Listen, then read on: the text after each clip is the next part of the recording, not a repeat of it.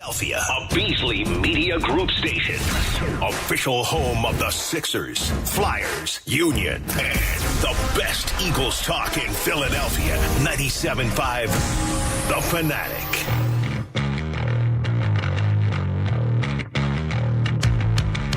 And a good Friday morning, Philadelphia. I'm Andrew Salchunas. A festive football Friday. Right here, 97.5 The Fanatic. It's the midday show. Now, like I kind of complained about to start the show yesterday, it sucks that we have to wait the extra day.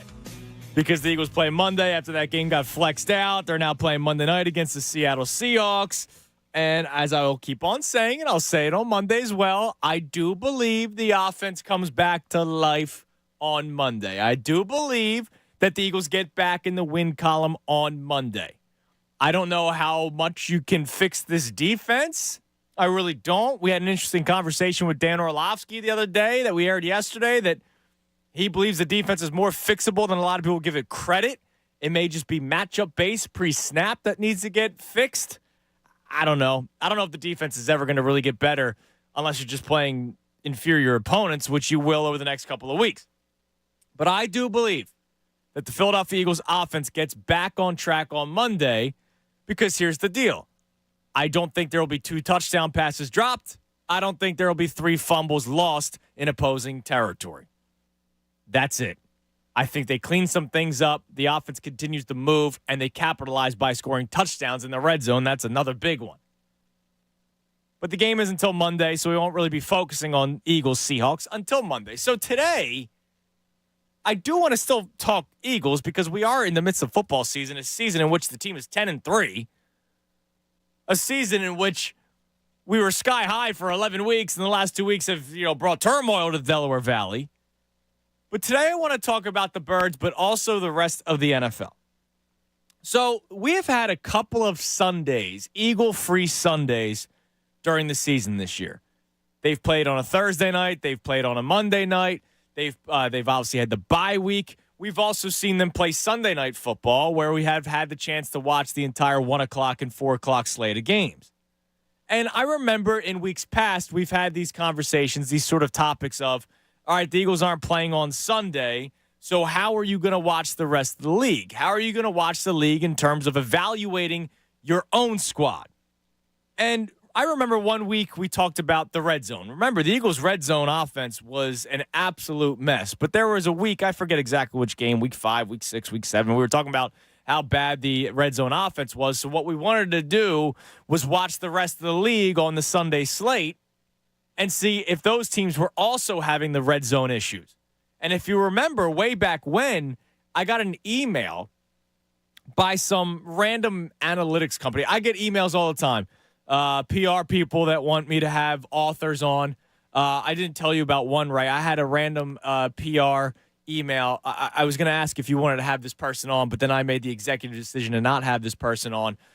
They wanted me to have an author of a book about a 75-year-old grandmother who was a murderer, but also finding her sexy side. It was like a risque book about a 75-year-old murdering grandmother. I decided not to have that author on. I mean, if you could just pass the number along in private. I'll take care of you for that. That'll be your Christmas present. So I get all kinds of random emails, and 97.5% of the time they're junk, but every once in a while you find them useful. Every once in a while it's somebody's trying to push their book, and you want to have them on. The other day we had the director of the Reggie White 30 for 30 that premiered earlier this week on ESPN, so I thought that was interesting. But one of the emails I got earlier this year was a analytics department, a data-driven department that covers the NFL and covers all kinds of sports, explain how offenses have actually taken a huge step backward compared to previous years. And one of the biggest issues across the league was the red zone offense.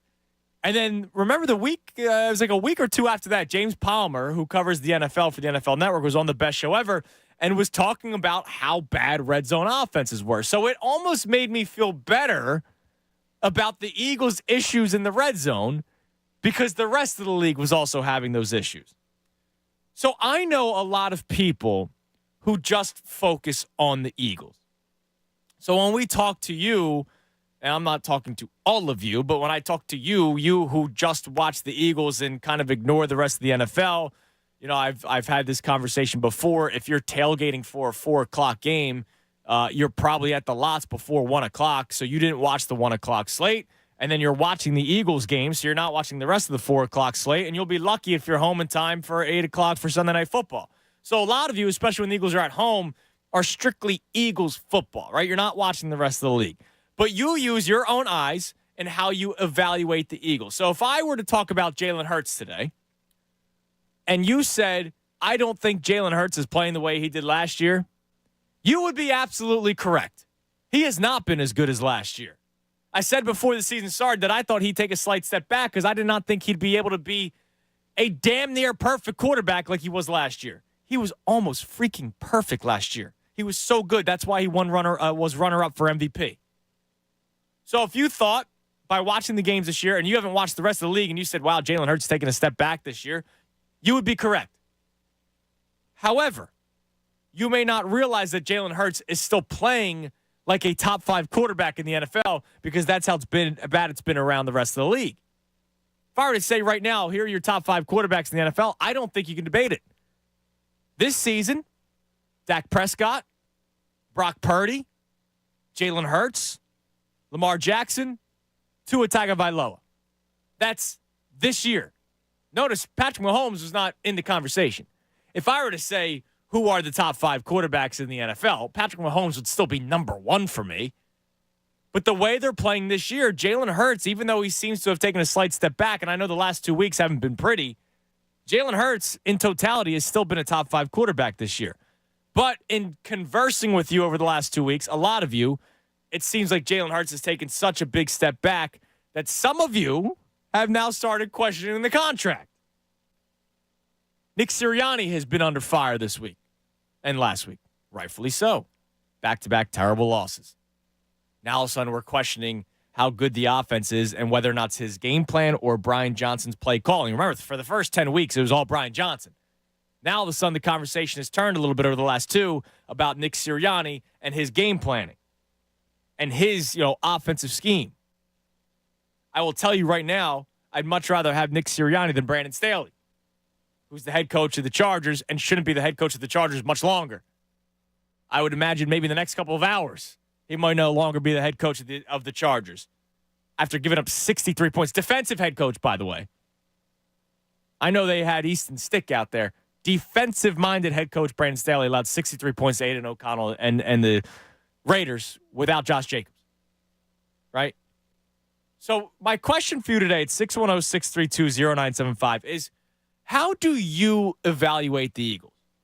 You personally, you listening right now in your car, at your office, at home, wherever you might be listening, how do you evaluate the Eagles? Do you evaluate the Eagles when just by watching them and using your eye test, or do you try to compare them to other players around the rest of the league? Do you try to compare coaches, Nick Sirianni, to other coaches around the league? When you look at the team as a whole, do you try to compare them to the rest of the league, or do you just watch them with your own eyes?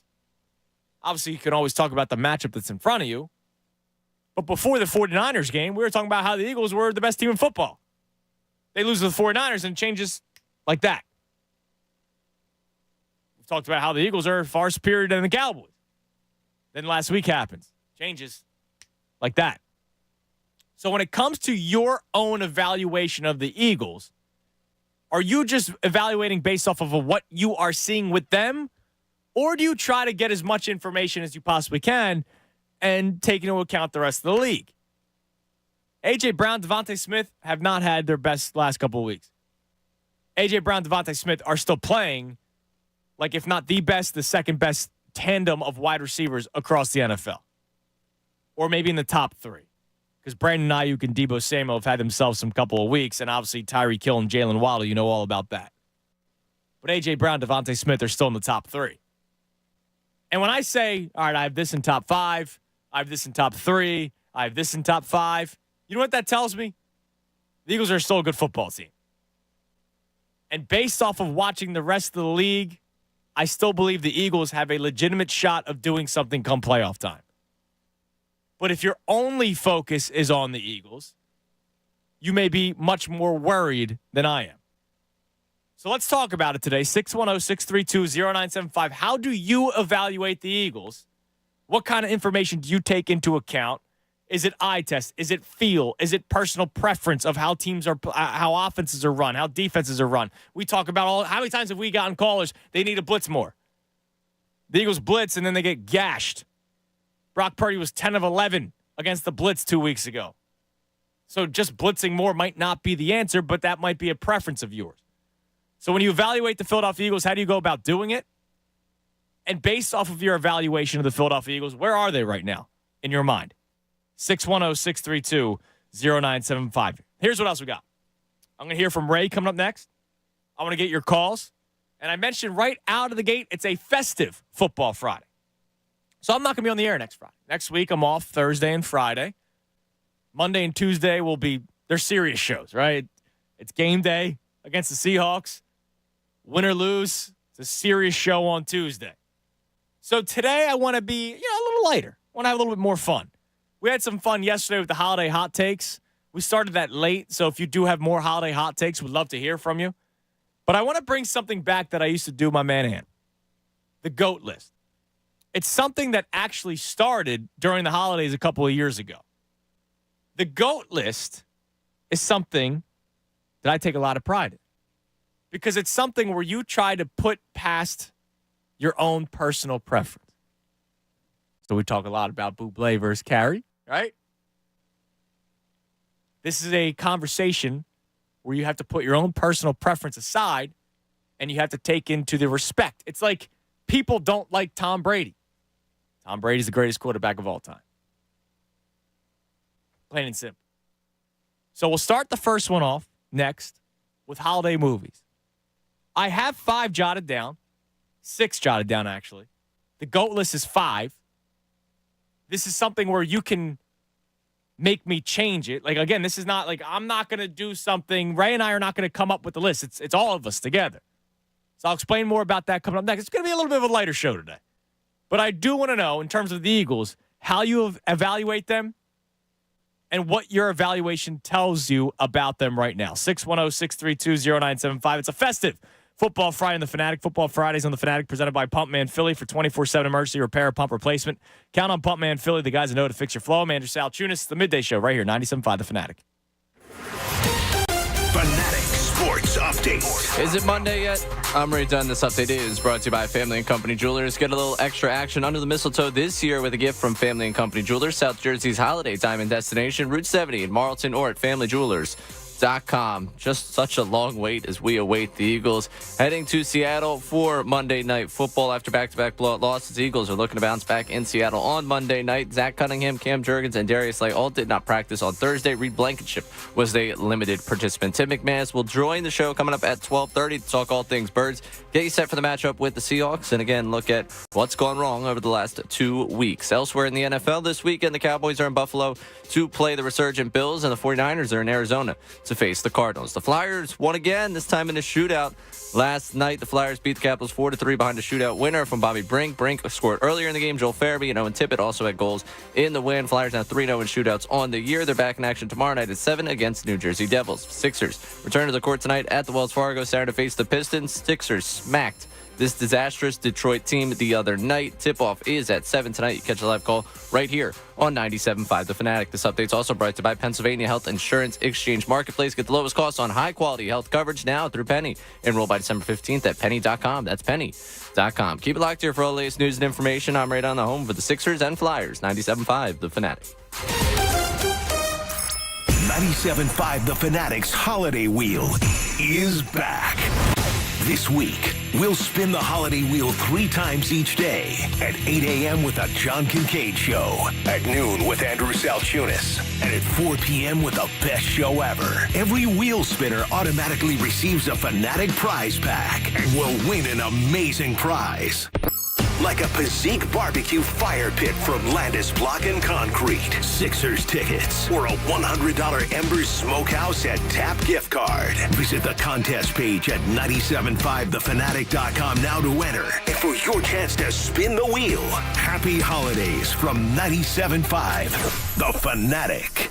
The holidays are here, and if you're making a list and checking it twice, let the Preferred Pros make that list shorter by checking off your home improvement projects. Whether you need experts to help keep your home cozy warm, remove the junk and clutter, or help to keep your holiday gifts safe, we have just the pros for you. Purchasing a new cooling and heating system has never been easier. Horizon Services Cooling, Heating, and Plumbing will develop a custom solution installed the next day with no hassle financing. Protect and increase the value of your home with Window Nation. Buy 2 windows, get 2 free with 0% interest for 60 months. 866-90-NATION or windownation.com. Great Railing offers the highest quality vinyl decking, fencing, and railing at discount prices on the Black Horse Pike in Williamstown or online at DallasSucks.com. Check out Preferred Pros today. This paid program is sponsored by businesses highly rated by actual customers. For more details on Preferred Pros, visit 975thefanatic.com. It's the most wonderful time of the year, Call of Duty esports fans. The Call of Duty League is back. Now taking place within Modern Warfare 3, there's new maps and teams alike for the 2024 season. The brand new Miami Heretics and the relocated Carolina Royal Ravens will be hoping to make strong impressions when the league starts on December 8th. In this new era, who do you think will win it all? The latest esports and gaming news. Find it online at checkpointxp.com. Do you owe the IRS $10,000 or more in back taxes? Are you being audited or investigated? Has the IRS sent you a letter demanding payment? You may not owe what they claim. Make this free call to the tax doctor now. Let them negotiate with the IRS on your behalf. Call 800-631-9123. 800-631-9123. That's 800-631-9123. Denise has been playing jazz for 40 years. Last concert, one of the musicians fell sick with RSV. Respiratory syncytial virus, or RSV, is a highly contagious virus that can lead to breathing problems. This time, she's choosing to help protect herself with Pfizer's RSV vaccine, Abrysvo. Abrysvo is a vaccine for the prevention of lower respiratory tract disease caused by respiratory syncytial virus, RSV, in adults 60 years of age and older. Abrysvo is not for everyone and may not protect all who receive the vaccine. Don't get Abrysvo if you've had a severe allergic reaction to its ingredients. People with a weakened immune system may have a decreased response to Abrysvo. The most common side effects are tiredness, headache, pain at the injection site, and muscle pain. Ask your pharmacist or doctor about Pfizer's RSV vaccine, Abrysvo, respiratory syncytial virus vaccine. For full prescribing information, please call 1-844-989-7284 or visit abrysvo.com. Brought to you by Pfizer. This year, Staples wants everyone to have a happy Holla deal. That's right, Holla Deal. Staples Holla Deals are amazing savings on hot holiday tech. Great prices on laptops, game systems, earbuds, and more. And now at Staples, you can save up to $350 on select PCs. During Staples Holla Deals, it's not about the fa-la-la. It's about saving moo-la-la. Save up to $350 on select PCs today at Staples. Ends 12/23 in store only. See associate for details. Some might call me obsessed, but if you shop for holiday gifts at Kohl's, you get it. With their friends and family sale, I got 25% off already great deals, like 40% off comfy tech gear activewear. Then I saved 30% on Lego building sets, 30% on cozy Kookaburra by UGG bedding, and earned Kohl's cash. So yeah, I think it's pretty obvious why I love Kohl's, and why you'll love it too. Select styles, Lego and Kookaburra by UGG. Coupons do not apply. Some exclusions apply. Offers end December 17th. See store or Kohls.com for details. A psoriasis flare-up can make a walk in the park, well, no walk in the park. It's that obvious, huh? I've tried so many lotions and creams, but I still have symptoms. So those don't do enough to treat the inflammation beneath the skin, leaving you with those uncontrolled symptoms. Makes sense, but what else can I do? You can get real with your dermatologist so they can help you get clear. Make an appointment and, oh, you're already on it. Hi, yes, I'd like to make an appointment. Get real clear about psoriasis at letsgetrealclear.com. Sponsored by AbbVie. The Saturday Showdown is back. It's a full weekend of football, starting on December 16th with an exclusive triple header live on NFL Network. 3 epic matchups all day Saturday. Watch back-to-back-to-back matchups, kicking off at 1 p.m. Eastern with Vikings-Bengals. Leaps at the goal line. Followed by Steelers-Colts, all the way into primetime with Broncos-Lions. Touchdown Lions! Saturday, December 16th, only on NFL Network and streaming on NFL Plus. Guys, football is a game of inches where good penetration is key to making it to the end zone. Same goes for the bedroom. Hi, Dr. Avinan Appel here of Iron Mountain Men's Health. If you're experiencing ED or low testosterone, our team can help with a custom program designed to treat your specific symptoms. That's safe, effective, and affordable. Put your helmet down and smash through the end zone. Schedule a free consultation at ironmountainmenshealth.com. That's ironmountainmenshealth.com, the leader in men's sexual health. No matter what the weather, most of us need to get on the road every day and get going. So we need tires to depend on in any condition. No one understands that better than the dependable people at Mavis Discount Tire. At Mavis, we believe nothing builds more confidence while driving than having the right tires at the right price, so you can confidently handle the road ahead. Roll in for $200 off select sets of 4 Goodyear tires. Visit us at mavis.com. Some days I cover up because of my moderate to severe plaque psoriasis. Now I'm hitting the road with clearer skin thanks to Skyrizi, Risankizumab Riza, a prescription-only 150 milligram injection for adults who are candidates for systemic or phototherapy. With Skyrizi, 3 out of 4 people achieved 90% clearer skin at 4 months. And Skyrizi is just 4 doses a year after 2 starter doses. Don't use if allergic to Skyrizi. Serious allergic reactions and an increased risk of infections or a lower ability to fight them may occur. Before treatment, your doctor should check for infection and tuberculosis. Tell your doctor if you have an infection or symptoms such as fever, sweats, chills, muscle aches, or cough, or if you plan to or recently received a vaccine. Thanks to Skyrizi, there's nothing on my skin, and that means everything. Ask your doctor today about Skyrizi, the #1 dermatologist prescribed biologic in psoriasis, and visit skyrizi.com or call 1-866-SKY-RIZZI to learn more. Jim McManus plays on one station in Philly, 97.5, The Fanatic. 1022, 97.5, The Fanatic. I'm Andrew Salchunas. Our 10 o'clock hour brought to us by Window Nation. Take advantage of Window Nation's 50% off sale on all style windows, plus make no down payment with no payments and no interest for 12 full months. Call 866-90NATION or visit windownation.com. Get to Ray in a second. Get to your calls in a second at 610-632-0975. As we talk about your personal evaluation process of the Philadelphia Eagles, the last 2 weeks have not been pretty by any means. I do believe they bounced back on Monday against the Seahawks. But when I talk about evaluation, it's been, look, when there's a lot of stress and turmoil after a team that was 10-1, and now all of a sudden you're thinking twice about whether or not they're legit or not. You know, the other day we did the, devil's advocate, that you call it Tuesday. You either play devil's advocate or, you went with the overreaction. And we got as far as somebody saying the Eagles aren't even a top 10 team in the league anymore, which is outrageous. But then you get the other stuff, like the individual discussions about Jalen Hurts. You start hearing whispers of whether or not the contract was worth it, right? And how he's fallen off. But when you take a step back and you don't just strictly watch the Eagles play, in which Jalen Hurts has not been like he was last year, you watch the rest of the league, he's still a top 5 quarterback. Whether you want to admit it or not, he is. And you want him to play better. But those top 5 quarterbacks that I mentioned, Dak Prescott, do you think Prescott's like this guy that's, far and away better than Jalen Hurts? Brock Purdy, Lamar Jackson, Tua Tagovailoa, and your honorable mentions of Patrick Mahomes and Jared Goff. Top 5 quarterbacks this year, by the way. Not like I would still go Mahomes #1, just to make that clear.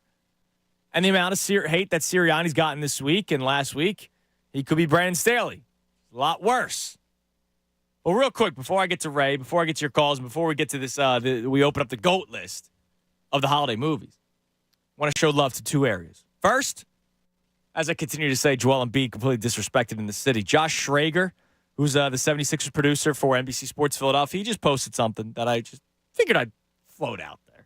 Just for no reason. Joel Embiid is the first NBA player with at least 675 points and 200 rebounds in the first 20 games of the season since Wilt Chamberlain. Embiid, Wilt, and Elgin Baylor are the only players that do that in NBA history.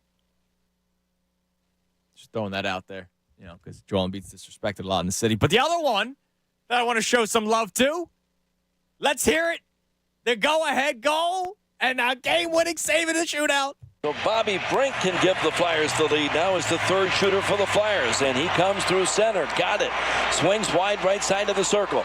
Went to the net. Backhand, and he tucks it in. He scores! They tried the poke check. Lindgren went high on the stick. This time he missed, and Brink calmly tucks it around to give the Flyers the lead in the shootout. Mantha will try to keep it alive for Washington. Ersson can win it with a save here. Anthony Mantha, backhand, lost control, and the Flyers win it in the shootout. And Sam Ersson is 10 for 10 in shootouts this year. He improves to 3-0 in the shootout, and the Flyers beat the Washington Capitals tonight 4-3.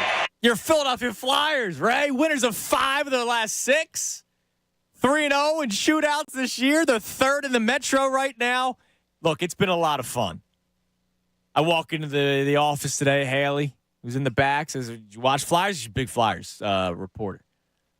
And she says, "You watched Flyers last night?" I was like, "Yeah, I checked in. They have been worth the check-in."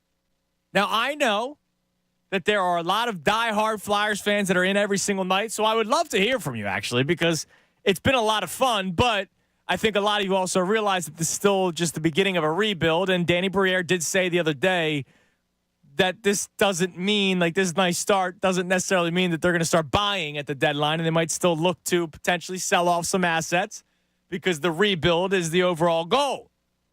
But the other group of people I want to hear is what my old friend Jamie Lynch once said, the Zamboners. The people that are only in when it's fun.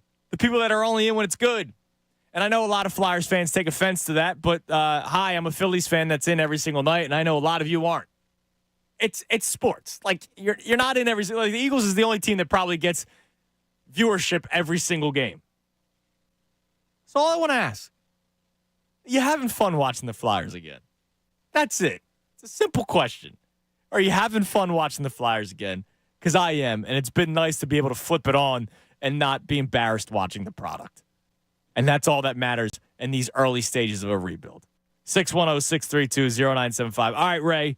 Evaluation process of the Eagles. I know you are like me where it's not just strictly the Eagles. You also pay attention to the rest of the league.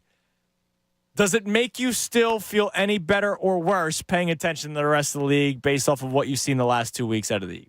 It made me feel worse. Okay. It's made me feel worse. It's just where they are compared to the other two teams. And I get it. We've talked about spot. We've talked about schedule, how difficult it's been. I heard this morning on the John Kincaid show, they were talking about difficulty of schedule and how the 10-3 teams have gotten to 10-3. All those wonderful things, all those great things to point out. But at the end of the day, you were posed with 2 tests against the other 2 teams that are going to be competing to get through your conference, and you failed both of them miserably.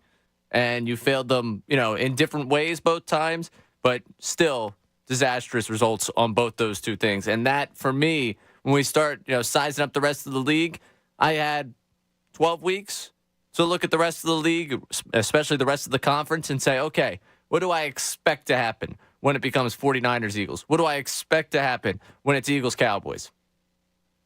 And oh my goodness, was I disappointed at both of those conversations and what we left those games with. So I feel worse because the teams that I watched from afar, that I kept my eyes on, that I knew were going to be part of the conversation, came here and right in front of you showed you where they are right now compared to the Philadelphia Eagles. So I feel worse. Okay. Now, given what you lay out of, your team could be coached by Brandon Staley, which, by the way, he didn't fly to go meet with the Eagles. So thank you, Brandon Staley, for that. I saw that tweet yesterday. We appreciate you not doing that. We appreciate the fact that some of the coaches that were hired during that cycle, the Eagles got Sirianni out of that. But really, with this group and with what you've seen around the rest of the NFL, I'll compare them to some teams that had similar expectations. I'm glad I'm not the Bills right now. I'm glad I'm not fighting for my playoff life. I'm glad I'm not the Chiefs. Yeah. Because now they find themselves, they might win their division, but they find themselves, they're not going to play at home. How many times have we seen Patrick Mahomes in a playoff game that's not Arrowhead? Right, and here's the other thing. We talk about the Eagles, can the defense get better? I don't think it can. They might still be able to make a play or two, and I keep on that sucks that we have to rely on that. But the Bills game, it took 2 plays, and the Eagles ended up winning that game. The Chiefs' defense is very good. And defense wins championships. If you lose 20-17, you lose 20-17. I don't think that offense can get any better. We're not getting any better at the receiver position. Well, that's the thing. Like, the Eagles' offense can get better. It just hold on to the football and score touchdowns. Like, the Chiefs, they don't have talent. They have Patrick Mahomes. They have Travis Kelce. And then, like, Pacheco's good when healthy. I mean, he's banged up. And that's the other thing. Would I want to be the Bengals right now? No. Like, there's enough teams around the league where it's like, would I want to be in their position? You may not have wanted to be the Bengals when Burrow was still healthy. Well, yeah. They were fighting to try to get over 500. But that, again, when you start talking about that, there's at least the idea of there's a number of teams that expectation-wise haven't lived up to what they are. Now, the Eagles at 10-3, I'm not telling you that it's a disappointment. You know, if I had one word, I'd call it no. I'm not calling it a disappointment, but I'm saying that there are teams that have absolutely already faltered to their expectations or seem very close to be putting that product down the field. I still have I still have belief that there is a chance this team can turn it up. Right, especially because I go back to it. Hurts is down of a year as he's had compared to last year, and it's not been like a major drop-off, but just eye test. You can tell he's not the same. He's still playing like a top 5 quarterback. And the two, like, I don't have a specific order, but if I'm just going off of MVP odds, Prescott and Purdy are ahead of them, ahead of Jalen Hurts. Prescott and Purdy enough for you to be like, oh, man, Eagles have no shot. No. Just those guys, the quarterback. I'm not talking about the rest of the 49ers. I'm not talking about the rest of the Cowboys. Hurts, Purdy, Dak. Forget odds, forget stats. Those three guys, like, is Hurts, way behind those two quarterbacks? No. The tandem of A.J. Brown, Devontae Smith, Debo and Ayuk, and then who? Like, Jalen Waddle's good football player, but, like, it's the Tyreek Hill show in Miami. And Brandon Cooks is nice, but it's the CeeDee Lamb show. Like, if I'm going tandem, like, they're still up there amongst the top in the NFL. That's not falling off anytime soon. So, like, individually, if I'm evaluating individually certain aspects of the game, the Eagles are still good. Now, there's other aspects that aren't necessarily great. Talk about middle linebacker.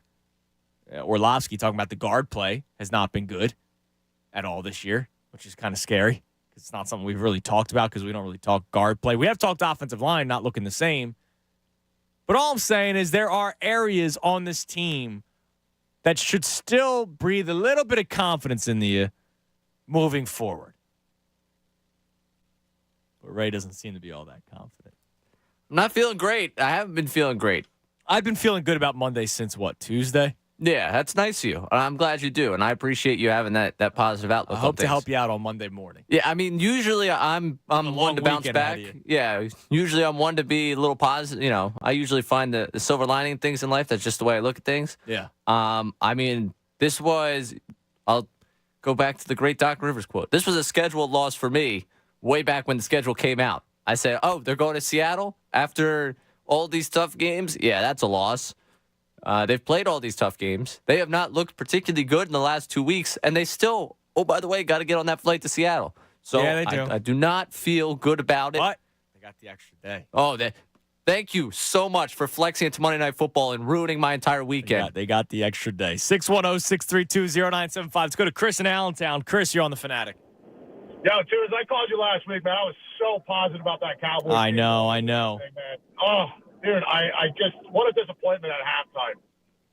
If they wouldn't have scored, I would have been probably a little bit more upbeat on that. But, at the end of the day, it was horrible. But, yeah, they scored one touchdown. It was Jalen Carter. That's crazy.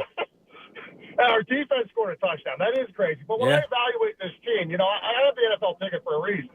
So I can see what everybody else is doing. And it's kind of crazy when you look at the other teams and they match up against our offense. They run a little bit of a different style of defense. But I look at both sides. I look at what our team's doing. I look at what the league's doing in a way because it is a copycat league at the end.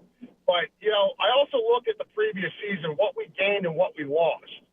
And I knew coming in that our defense was going to be kind of like, I don't know how this is going to work out. So can I tell you something, Chris? Later on the show, I wrote it down for around 1 o'clock, talking about the defense and whether or not Sean Desai gets a little too much hate because we talked about this yesterday. 5 starters in the middle of the field lost. Yeah. What's the worst? What's the worst part of the field for the Eagles defense this year? Middle of the field. Yeah. Yes, sir.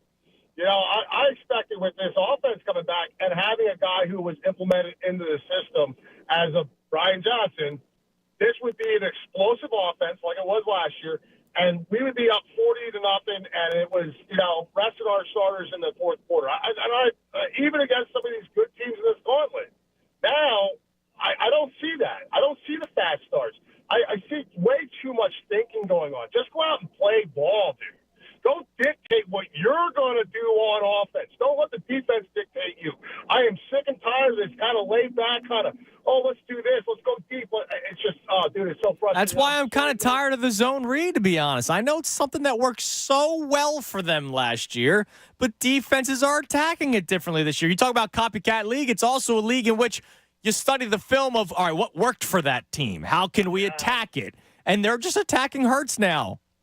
Get under center every once in a while, and then actually make the zone read where it's a design quarterback run that he's taking it all the way, or make it a designed running back run, no matter which way. That's all. I want designed running back runs. Thanks for the call, Chris. It's the thing that I've been preaching for ever since the run the ball sign's out there. Run the ball traditionally. That's the sign I want. Can you fit that on that same sheet? Could you just add traditionally? Yeah, I think we could. And then just put another sheet of paper underneath it, just traditionally. You're probably going to be more hard-pressed to fit the message I have for them on a sign, which is... What's that one? Run the ball the exact same amount, but traditionally, and do it well. Because I don't need you to run the ball more. I feel like the run the ball sign, if I show up with it, it doesn't tell the full story. Doesn't tell the full story, I need context, you know? Yeah, you need a smaller font, though, to later fit today, all that on there. Yeah, later today on the station, you're going to get out of context, and I don't want my run take to be taken out of context. So I want to be sure that I have Am everyone. I on it this week? Oh, for sure. Yeah. For sure. Oh, yeah. No, actually, I pointed one out for you. So you're welcome on that one. Yeah, it's amazing. No, it's a good one. You're going to like it. You're going to appreciate it. Yeah, it's good. I remember like a couple weeks ago, I was about to say something, and then I was like, I can't say it or I'll be on that segment. Whatever anymore. I don't care. Oh, come on. It's funny. You can't laugh at yourself. Like, no, I laugh but like it got to the point where it was in the back. I can't even think about it anymore. I just got to say what I have to say. You walked me into that segment. I'm going to end up in like their best of the year because of something that you were like, oh, no one's going to clip that. Oh, really? And it got clipped. Yeah. And it's I heard Dylan playing it the other day. It was from the summer. Oh. Yeah. Because it's going to be a part of their year end. Their year end. So thanks. I appreciate you. Great work. All right. Here's what I want to do. I want to bring back the GOAT list. And because it's a festive football Friday, obviously we got the Eagles on the table. Showed some love to the Flyers and Joel Embiid, of course, earlier in the segment. But here is the GOAT list. This is what the GOAT list is, right? It's the Mount Rushmore, but it's an extra one. It's 5, right? Top 5. The GOAT list, personal preference gets put aside. I'm talking about, all right, I sit back, I think about what do the people love. Because, look, I know when I talk about, like, fruit and I say I love the plum, I would understand that the plum is not in the top 5 of the fruit for the masses, okay? Now, that doesn't mean the masses are, wrong. Sometimes the masses are.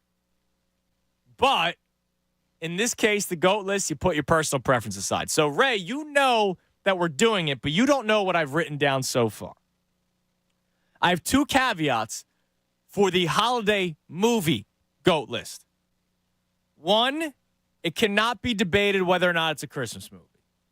So Die Hard is not in it. Feels like your way of walking around the conversation of whether or not Die Hard's a Christmas movie. I believe that it is. Okay. But I agree with you. It can't be debated. Right, because it'll take away from the list. Yes. Okay. Number 2, I want to do movie, not animated. Because now it's a whole other, like, A Year Without a Santa Claus, you and I have similar affection to it. Yes. And then just, why have anything else? Why watch anything But then there's also, like, the OG ones versus, like Polar Express was fantastic. But I'm going strictly the movies, like non-animated holiday movies. So here's the 5 that I have. And I try to go in order. And it's up to you to knock some off. It's up to you to change the order. And again, it's not just your personal preference. It's also based off of your history of talking to people, looking it up, all that kind of stuff. So think about it during the break if you have any disagreements. And, of course, call in at 610-632-0975. Number 1, And the reason why I put it at number 1, it just got added to the National Film Registry. I mean, it's basically the Hall of Fame of movies. It's movies that they want to save, okay? Home Alone was just added into it. That tells you that Home Alone has become historically one of the more important movies in the history of the United States of America, man. You get that tag, you get put at number 1. Easily.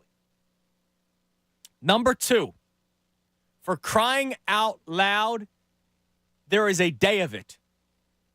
Elf. Was it FX? Trying to think which network it is. But there's an Elf Day. The night Christy and I went out, you met out with us. It was for her birthday. We put it on, she likes to fall asleep with the TV on, and she put Elf on. And it was like, Elf Day continues. It was literally just Elf on a loop all day. When you get your own day, you get in the top 5. Number 3, Respect, even though I've never watched it. And God never watched it, but out of respect, It's a Wonderful Life. Many people have watched it. Really never. Never watched it. Number 4, I put The Santa Claus with Tim Allen. There are sequels. There's now a TV series. And it's just a freaking awesome movie. I see you shaking your head. I just mean for everything beyond it. The Santa Claus individually. Right, no, that one. But I'm saying, like, it was so good that it became the whole thing. It's one of my least favorite things when they make something good and then drag it out.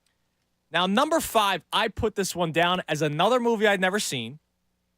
It's a movie that's iconic during the holiday season that people love. However, I put this one down ahead of another movie that I think does trump it.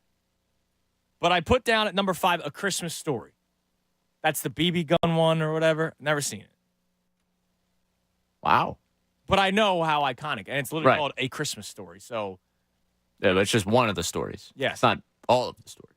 However, I forgot about National Lampoon's Christmas Vacation, which I feel like has to be in the top 5. It has to be. Yeah, this list is fraudulent without it.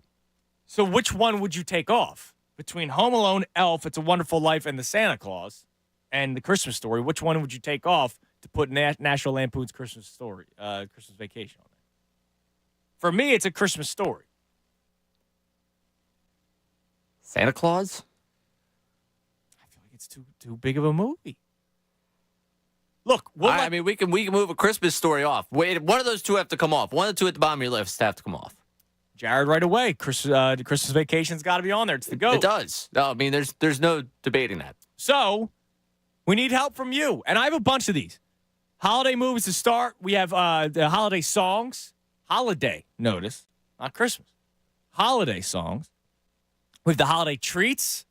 And a bunch more that we'll get to throughout the show. It's a festive football Friday right here on 97.5 The Fanatic. We've got the Vault coming up at 11 o'clock. Tim McManus will join the show at 12:30. And more Eagles talk ahead right here on 97.5 The Fanatic. The holiday season, all your wishes are coming true. On FanDuel, in partnership with Valley Forge, right now, new customers get $150 in bonus bets with any winning $5 moneyline bet. That's $150 if your team wins. If you've been thinking about joining FanDuel, there's no better time to get on all the action. The app's super easy to use. There's a wide range of betting options, including spreads, player props, over-unders, and more. We got the Birds on Monday. I think there will be a lot of overs for the Eagles offensively. I think there will be an anytime touchdown for A.J. Brown. I think he will have his over in receptions, as will Devontae Smith.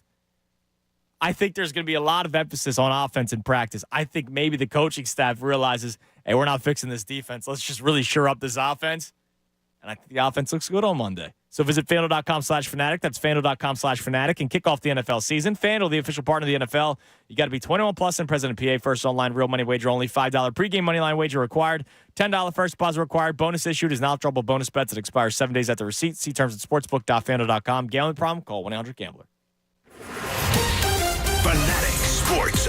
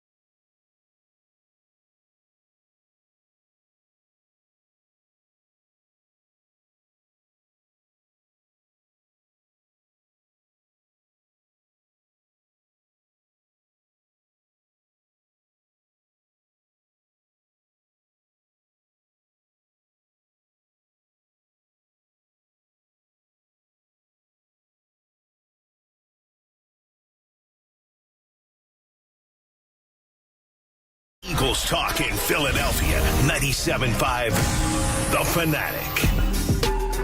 10:53, 97.5 The Fanatic, and we start this segment with breaking news, Ray.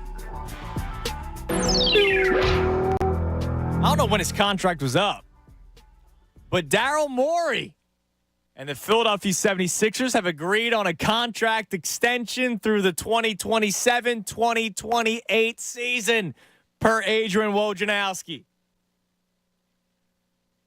Interesting. So, here's the deal. Daryl Morey has done, I think, a tremendous job with whatever has been handed to him. I think he has done a great job getting out of the Harden situation. I thought he did a great job getting out of the Ben Simmons situation. He has made some great moves as the president of basketball operations at the 76ers. Most notably the one where you get rid of Al Horford. They take the contract, and then they also get Danny Green, who ends up being a starter and played meaningful minutes for you. Like, getting out of that Al Horford contract with as many years remaining was incredible. Then you have the small moves that ended up being big for the team, like getting rid of Josh Richardson in exchange for Seth Curry, who's one of the greatest three-point shooters in this era in terms of three-point shooting percentage. Obviously, he's not his brother, but his style of three-point shooting, very successful. Daryl Morey is also a very polarizing figure in this city. He's a guy that I think doesn't get enough credit, but he is also a guy where I myself question sometimes. I'm a big fan of Daryl Morey's. There's just some things that I disagree with. The last couple of years, my biggest issue with him has not been about, star players and moves like that. My biggest issue with Daryl Morey the last couple of years has not been reading the market well in terms of trade deadline and then buyout. The last couple of years, I think he relied on the buyout market to grab a backup big or to grab a backup point guard to help the team in the playoffs, and then he gets Willie Cauley-Stein because that's who's all available. Or there are bigger name guys that are available that end up signing with other teams because they didn't want to come to Philadelphia. But that's something small. The grand scheme of things is putting together a championship team in which Daryl Morey, I feel like, has done a good enough job to get close. Ben Simmons, that saga didn't happen because of Daryl Morey, right? And the only way to end that saga was to move on from him. I know people look back, revisionist history, they talk about Tyrese Halliburton. Tyrese Halliburton was not ready to win at that point. And at that point, your championship window was open with Joel Embiid, with Tobias Harris, with other, assets available. So you make the trade and you get James Harden. And that's, half of a season with James Harden. He was actually okay, but he was dealing with those hamstring injuries, and that's why he ended up losing in the playoffs. And, oh, by the way, Joel Embiid, the only person in the world I know that's ever broken an orbital bone, had it happen a second time against the Miami Heat, or against the Raptors, and then going into the Heat series. Then they bring back James Harden on the one-year deal with the opt-out afterward. I thought that was the best thing for the team. Was P.J. Tucker and Danuel House Jr. recreating the Rockets good ideas? Maybe not. I also do think he's been stuck with Tobias Harris, which was not his signing. And nobody was going to take him with 3 years left on his deal. Now is the only year where you could have actually potentially moved him, but there's that CBA agreement and all that kind of stuff. So if he's gone, you'll have the money available to sign a max player next year, or there might still be a chance that he's moved. But Daryl Morey, based off of what he had when he got here and what he's been able to move around to try to make a championship team, I think he's done a pretty damn good job. And then getting out of James Harden, a bunch of picks, money, getting rid of P.J. Tucker, who doesn't play there, getting legit role players and a starter, Nicholas Batum, you may be seeing one of the better teams with Joel Embiid since he's started playing. The best one, obviously, the Jimmy Butler, Tobias Harris, J.J. Redick, Ben Simmons, Joel Embiid-led Sixers. But then you had no bench. You had Michael Scott. Mike Scott, sorry. I was still thinking about our Office clip from yesterday. This team this year is the deepest team the Sixers have ever had, with room to improve and still early on in the year. I think it's a good move for the Sixers to extend Daryl Morey now through the 2028 season. So that's, 4 seasons from now. I think it was a great hire to get Nick Nurse here. Doc Rivers is here because, Brett Brown it just had to be done. Daryl Morey cleaned up a lot of messes made by Brett Brown as the interim GM. And, of course, unfortunately, Elton Brand, who I do like a lot as a person, but, that Al Horford contract was just terrible. Wilson Chandler. There's just some bad moves that they made. So if you have an opinion on this, I would love to hear from you. I know it's a football Friday, but the Eagles don't play till Monday. And Daryl Morey is a polarizing figure in this city. And I'll tell you right now, I'm happy that he got extended. Ray Dunn, your thoughts? This is good, I guess. Stability's good. I think he's a solid executive. I know we had the whole conversation over the summer of, is he actually? What is he actually? I think. I think that's the thing. Like, I don't think he's the greatest executive of all time. The way some people talk about him, it's like, wow, this guy. Wow, the way this guy thinks is so different. He's never won. It's a revolutionary thing, you know. He's a solid executive. I think he's gotten you out of a lot of bad situations. I think, they made the move they had to make at the Simmons situation. They got out of the Harden situation, and actually, I thought was really impressive what they ended up getting back for him, considering I was ready to just move on and get literally whatever you could back for him. So, you got to give him credit where credit's due. The extension is nice. It's good for him. Interesting timing with all of it, because it feels like felt like this was one step when you need to take 2 steps. You traded Harden, but you're still waiting for that next step of what they're going to do with the roster to really flip this team to where we expect them to go and to keep this window open. To which he has said from the very beginning, remember we had him on this show a couple months ago, that he is, he's not going to be quick to make that next move, right? He's going to evaluate what this team is. And he even said, obviously we're going to evaluate based off of all the teams we play, but specifically the better teams, like the Boston Celtics, the Milwaukee Bucks, the other top teams in the Eastern Conference. And he's doing that. He's evaluating what this team is. And so far, what you've seen is Joel Embiid is still getting better. He's not falling off. And for anybody that wanted to trade him, I think is just ridiculous. And I'm glad that Daryl Morey has time and time again talked about how happy Joel Embiid is and how he's a part of the plan, the Nick Nurse plan, and how he's not going to move him. We're seeing that Tyrese Maxey can take the reins as the point guard of this team. We have seen for the first time a wing player in a guy like Kelly Oubre, whether he's starting or coming off the bench. The next questions will be, like you said, what do you do with those assets? Do you get a star player? Which I still think, number one, that would be great because you can't have too much talent.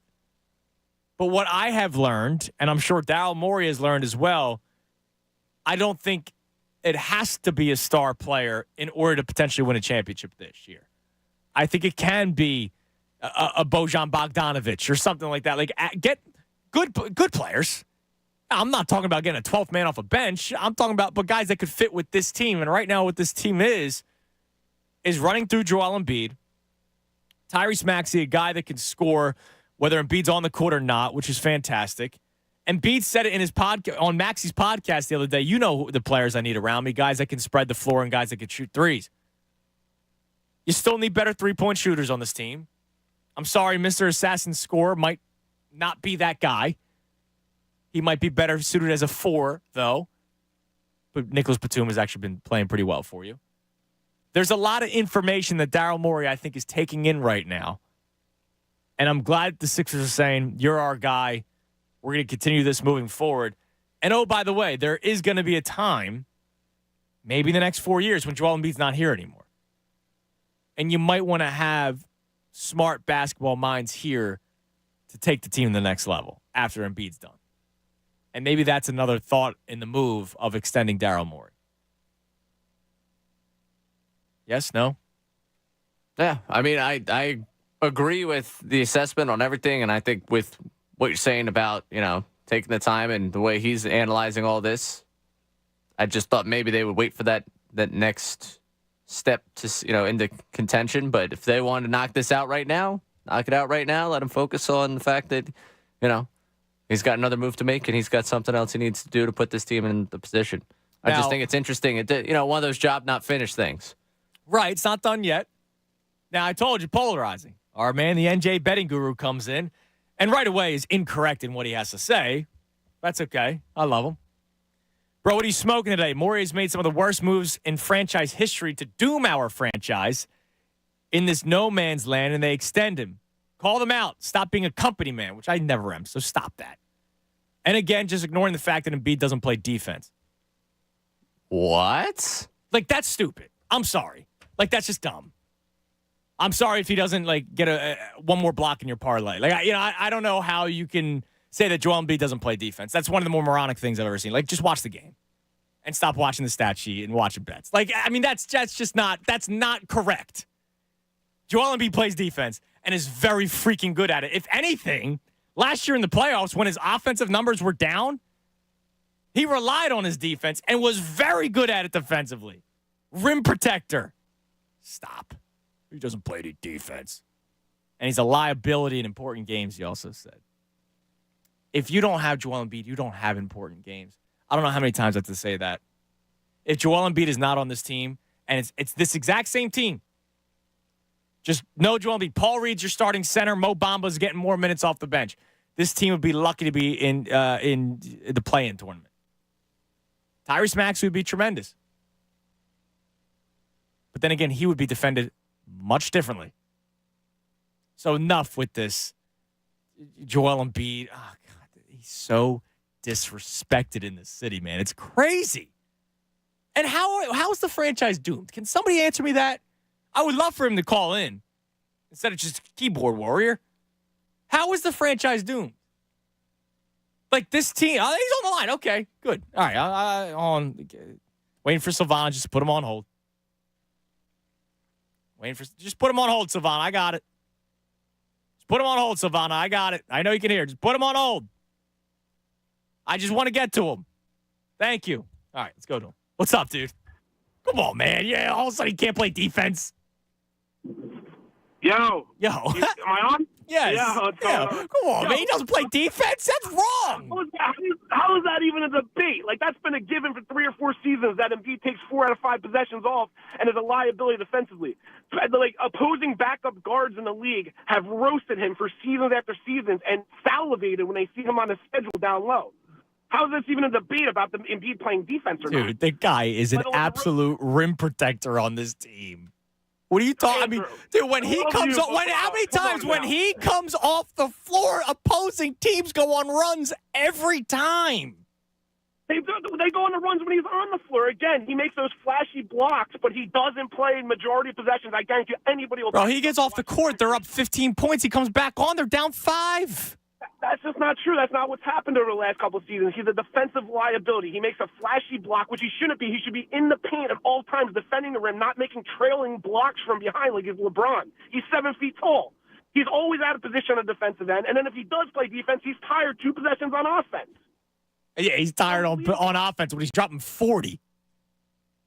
I don't understand, and you're not alone. Dude, listen, I'm not attacking you. You're not alone. Joel Embiid, I've said it over and over again, is disrespected in this city. It's crazy. People are done with the guy. Can you try to tell me, is Joel Embiid, if he's not on this team, where are they? This team's lucky to be a playing team.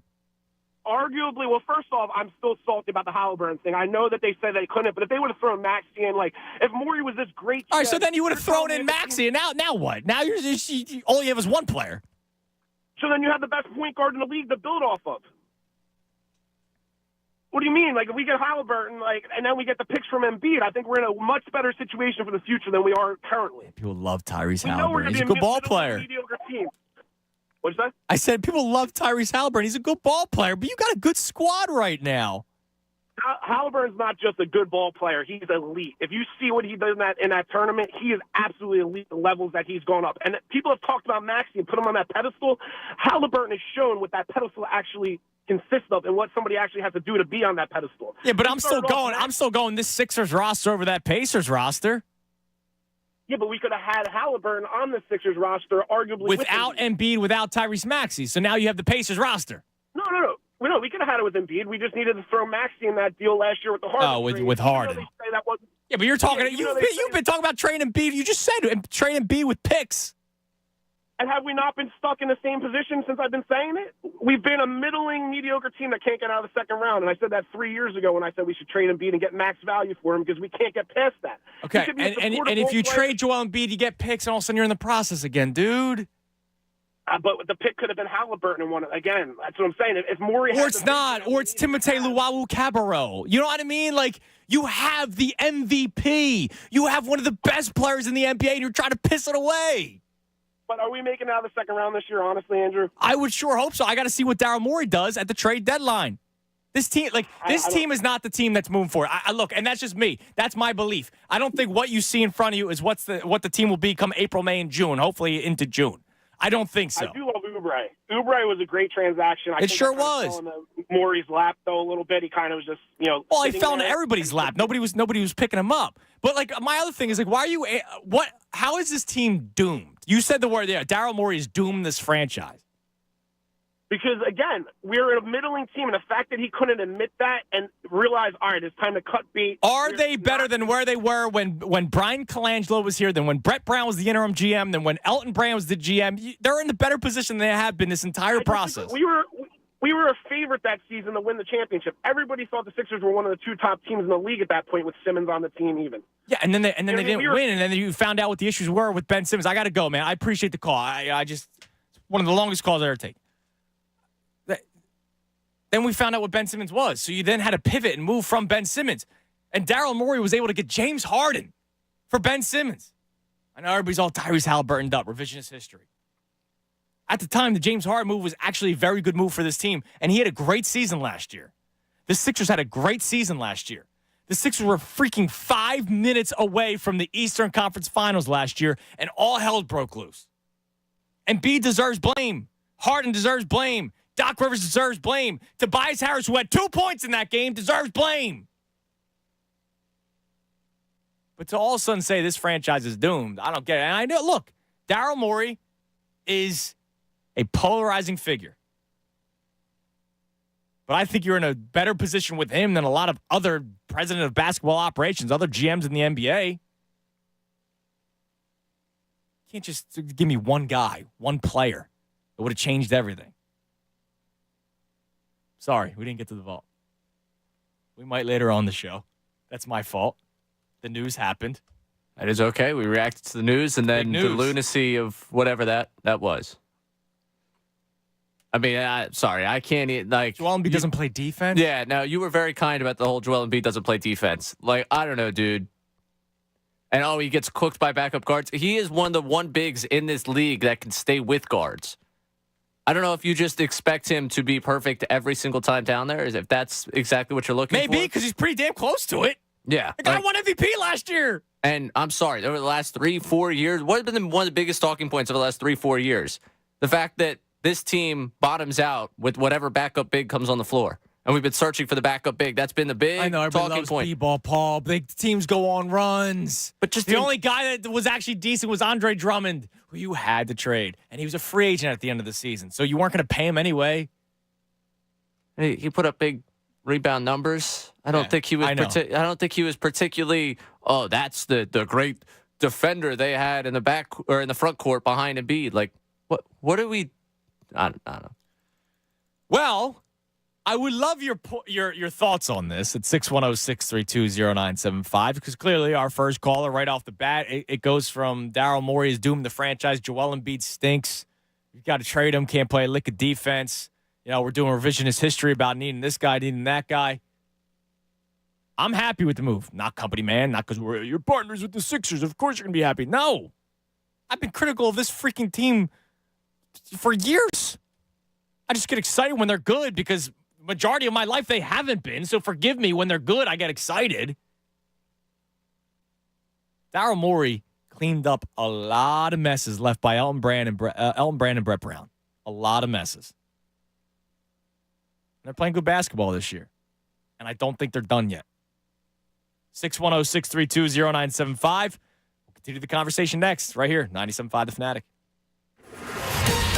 Fanatic Sports Update. Sixers extend Daryl Morey. I'm Ray Dunn. This update is brought to you by Pajamagram. Soft, silky, a best-selling Christmas gift for her. Get a free $75 nightie with naturally new pajamas from Pajamagram.com. Adrian Wojnarowski reporting that the 76ers have extended President of Basketball Operations Daryl Morey through the 2027-2028 season after...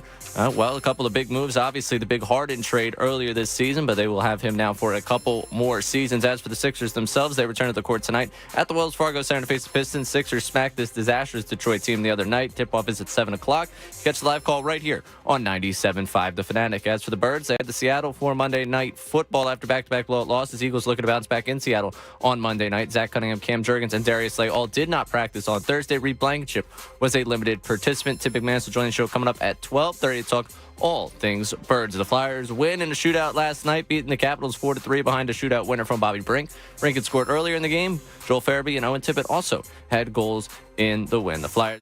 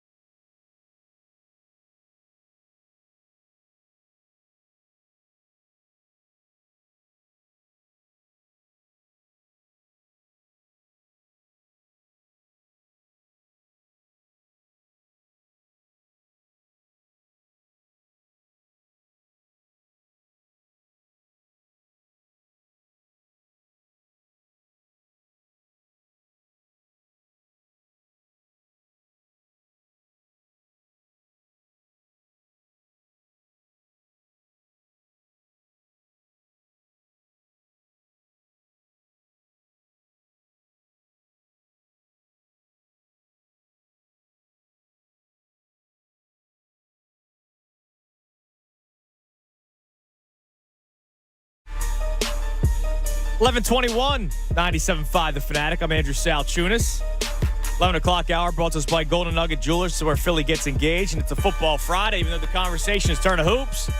Football Fridays on The Fanatic, presented by Pumpman Philly for 24/7 emergency repair or pump replacement. Count on Pumpman Philly, the guys who know how to fix your flow. So Daryl Morey, if you're just tuning in, extended through the 2027-2028 season. President of Basketball Operations with the Sixers, by the way. That is in lockstep with Nick Nurse's contract, which may also be a part of the vision, because we were trying to figure out, all right, what led to the extension. I am happy with the extension. Let me make that clear. We're just trying to figure out, all right, why now when, middle of the season, early parts of the season, there's still work to be done. You have all these assets after trading James Harden to the Clippers. What are you going to do in order to put this team to the next level? A team in which, for the first time in a long time, I could say actually has like a bench and actually has wing players. Like, I actually like this roster. But as you guys have known, if you've been listening all season long, and if you're just tuning in, I will remind you, I am taking an 82-game educational approach with this squad. I will celebrate the highs. I will grouse about the lows. But I'm not going to come to any sort of determination about whether or not this team is a championship contender until the end of the year. I've done that the last couple of seasons, and it's just led to pain. All right? And maybe sometimes my excitement for the team has led to me ignoring some of the other issues with the team. Right now, this squad, I do believe, still needs a backup ball handler. Right? I do. I know I'm in a minority as not being the biggest Paul Reed fan. I do still think they might need another backup big at some point.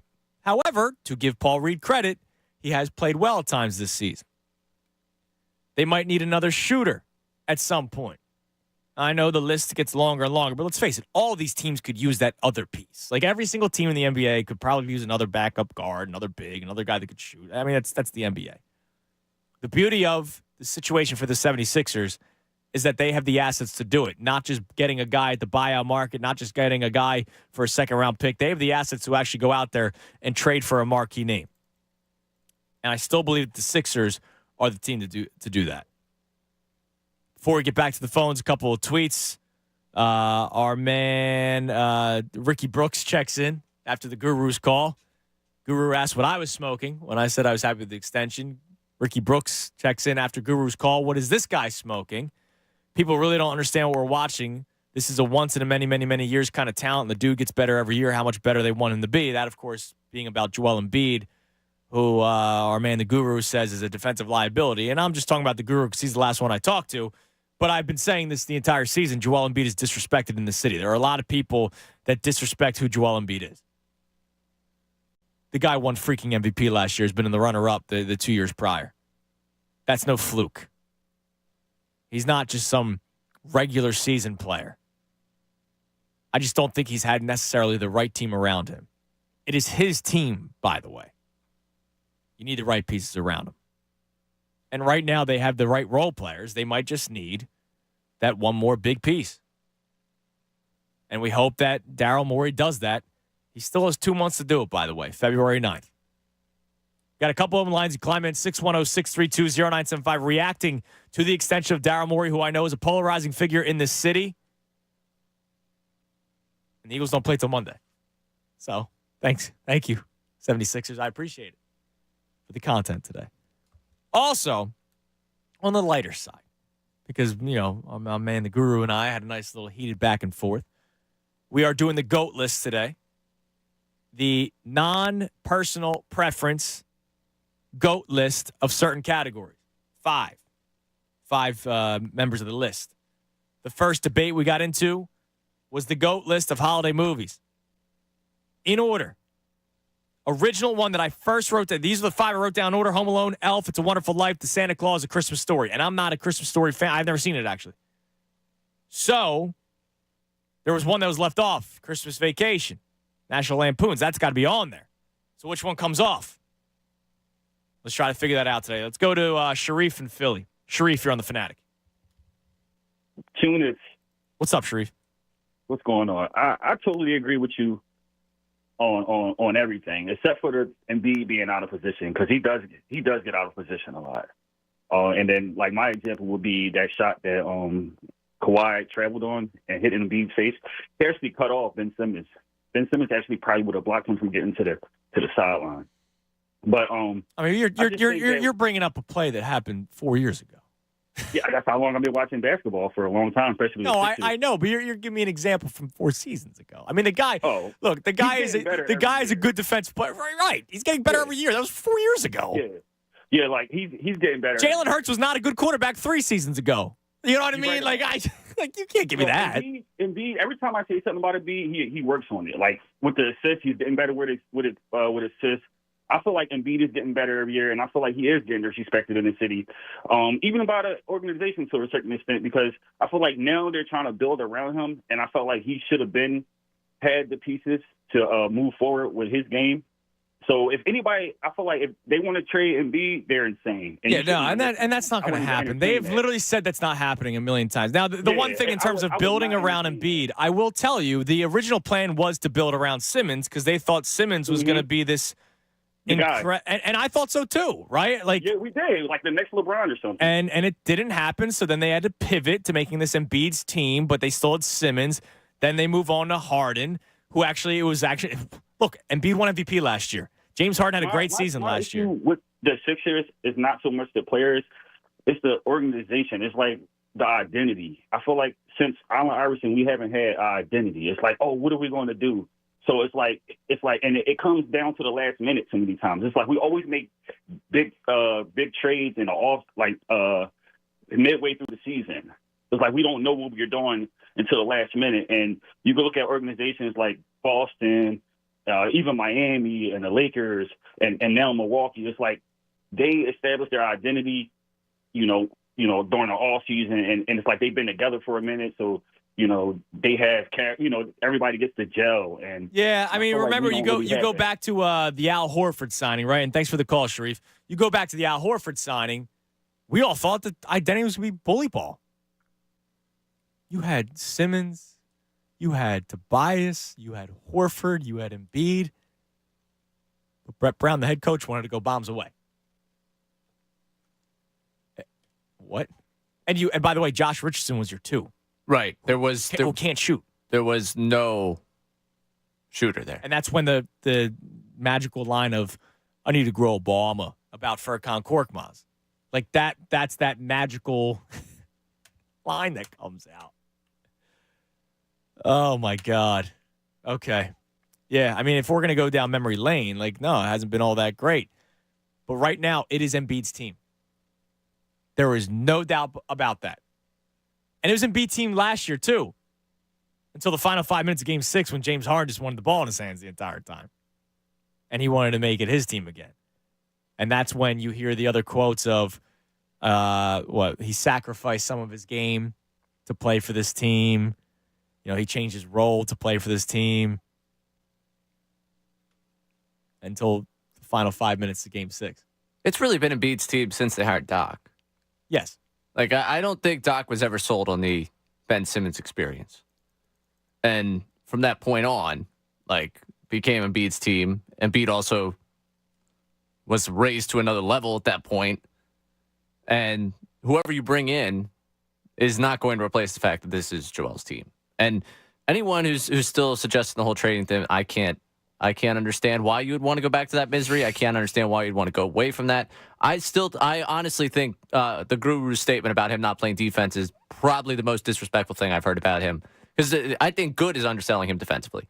Yeah. He's a great defensive player. He is amongst the top 5 to 10 defensive players in the entire league right now. Yeah. I don't know what you're watching. I don't know what you're seeing. And then this is what I'm talking about. Sharif, who believes Embiid's disrespected and is excited about the extension, my man's bringing up a play that happened 4 years ago to explain why Embiid gets out of position defensively. That was 4 years ago, man. I've learned a lot from 4 years. You don't want to know where I was 4 years ago. By the way, a statement from Daryl Morey. This is per Keith Pompey. I want to express my appreciation to Josh Harris and David Blitzer for their unwavering support and confidence.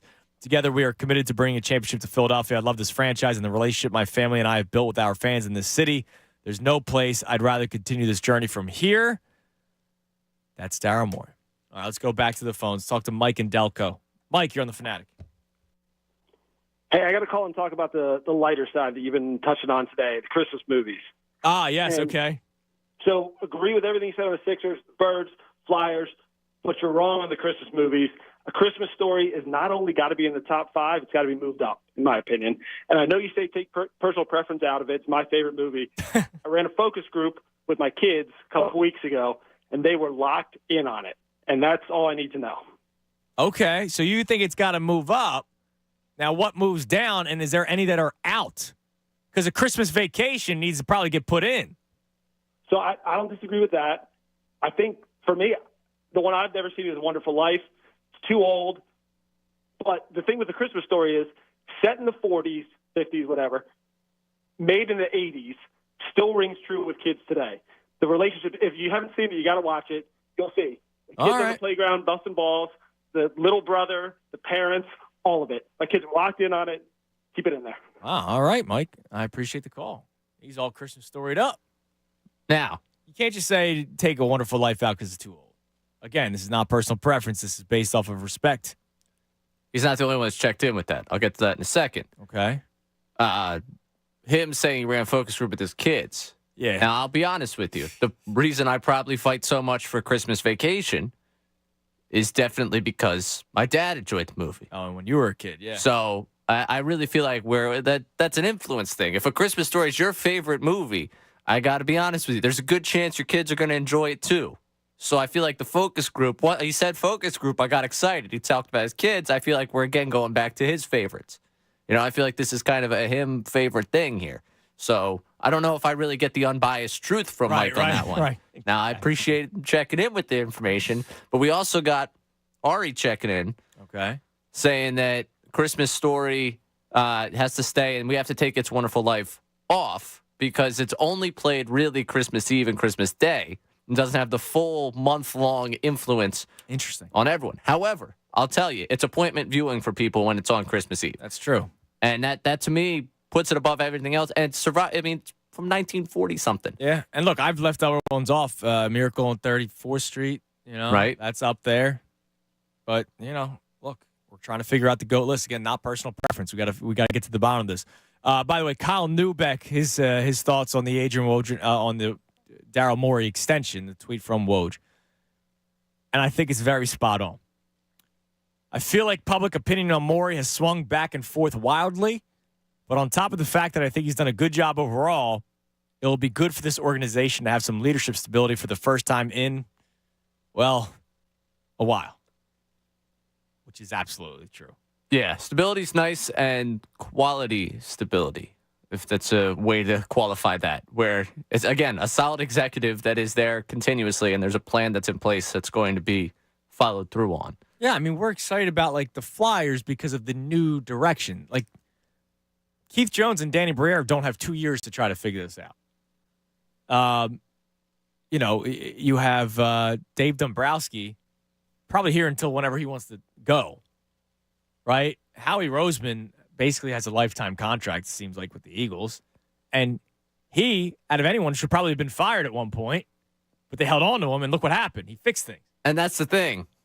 One thing when you talk about Morey, he's done a pretty good job of flipping the fortunes and not necessarily like from bad to good, but from situation that looks like it's going to be devastating to, oh, wow, this team somehow still has a window here. Still seems competitive. You know, Roseman has a similar quality in that. And the fact that he's still around and been given the patience, like I remember it was some point during what either post Eagles run or during the run, but did the show of like, hey, patience has been one of the biggest things that have helped this Eagles team. Yeah. Like patience with Roseman, you got to give credit to ownership on that one. Credit that they didn't jump the gun because we had the same flip-flop feelings about with Howie. And I still remember Schefter on these airwaves. Forget what the show was at the time, but on these airwaves, and was asked about, you know, Howie Roseman. And if he said if the Eagles fired Howie Roseman today, he'd get a job tomorrow. Maybe not even tomorrow. This day. That's like, and that was when that was Jalen Reagor days, right? If the Sixers, if Daryl Morey left today, probably getting a job tomorrow. the only reason why it took so much time before the Sixers hired him was because there was obviously other stuff going on. Right. Yeah, that's the one thing. With I think it would be depending on how we went. Because I do think that he still walks the NBA line, that there'd be the looking of obviously that situation. Also, the Daryl Morey is a liar stuff. Like, I think there would be a little bit of a question with that. How many people are on the side of James Harden? I don't think it's so much that, though. Like, I just think it would be one of those, hey, how many tampering times has he been walked that line? And also, I do think he's got a little... Tampering's one of the most bogus things. Absolutely. I'm not telling you that I think it's a good thing. The report comes out the other day, or Harden, he did the sit-down with, what's-his-face, from Bleacher Report. I always forget his name. Jake Fisher? Jake Fisher, thank you. He straight up said, yeah, my team was talking about Houston on Christmas Day. That's tampering. I'm not telling you that it's something I care about. I'm saying that it might be one of those things where it might not be the same day, the next day he gets a job. And I also think Morey has the world view or the outside of basketball view where he might do one of those, hey, I'm going to actually go try and pursue another passion I have. Oh, maybe. Okay. So I think there would be more. I think Roseman, he would be that day. I think Morey would be interesting to see what he would do if he was not the Sixers. He's one of those, you asked the question, what would you do if you weren't doing what you're doing? Right. I don't know if I really want to know. I think he would be doing something way different than basketball. One of my biggest issues, and I know, you always want what's best. You want to win. That's being a sports fan is wanting to win the whole thing, right? Our man, the Guru, he put him in doomsday. They're still a contender, right? They have yet to get over that hump. But the fact that you're a contender, and Daryl Morey has said that, my job is to keep the window open, pretty much. Why would you want to go a different route and potentially lose that? Because it could go one or two ways. You could bring another genius in who builds a championship team and you win, or you bring in somebody that puts you in another bad situation. Like Elton Brand put you in a bad situation. Ultimately, he did. What's to tell you that you're going to find an improvement to Daryl Morey? You might have the best guy right now. And you might just need to be a little bit more patient, which I know patience with it's a harder Sixers because the Howie, this was after they won the Super Bowl, right? This is a couple years later. It's been 40 years. And it's been a process. And it's been Ben Simmons. It's been James Harden. So I understand patience is at a minimum, if non-existent, with the Sixers for a lot of people. But if I have one of the best guys at the job to do it, I don't think you're going to pull some other dude out of thin air to be better than Daryl Morey is. You traded James Harden to the team that he wanted to go to, and you got that haul. Picks that are unprotected, players that are actually helping you. What more could you ask for after that trade? Yeah, and I guess what has chaos won in the NBA recently? When you think about the teams that have won things recently, unless you have LeBron James, I don't think chaos has really done you a favor. When you talk about turning things over, hauling things over, creating massive wholesale changes. I think about the teams that have won. The Warriors, It's been the same team, same organization. They just lost their president. Yeah. He left. And Charles Barkley quote on that was the best. Yeah. Way to get off the Titanic. Well, yeah, exactly. Hey, man, you knew that was going down. Good for you to get out of there before you had to get out of there. But you think about the Spurs for all those years. I mean, look, the Heat, their power structure is similar, and they continue to find ways to win. They continue, some of that last year, I think it's just guys getting hot at the right time. But and you could say those cultures and those people running the show are better than Morey and the Sixers, but you're in the conversation with those guys, and that's all that really matters at this point. The fact that you are a contender. Let's get to Lewis and Pensacola. Lewis, you're on the Fanatic. Yo, Lou. All right, Lewis is not there. Okay, here's what we're going to do.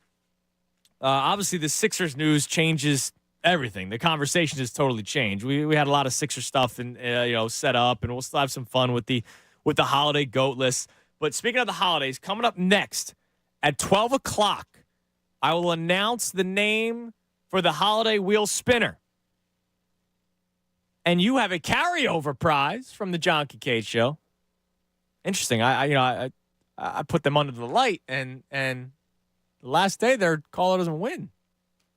Also, I find that interesting. After they had already locked up the most prizes given away this year, then the caller doesn't call? Yeah, interesting. Find that interesting. I don't know. I was called a rat this morning because of it. I'm just the investigator. I'm not a rat. I'm just an investigator.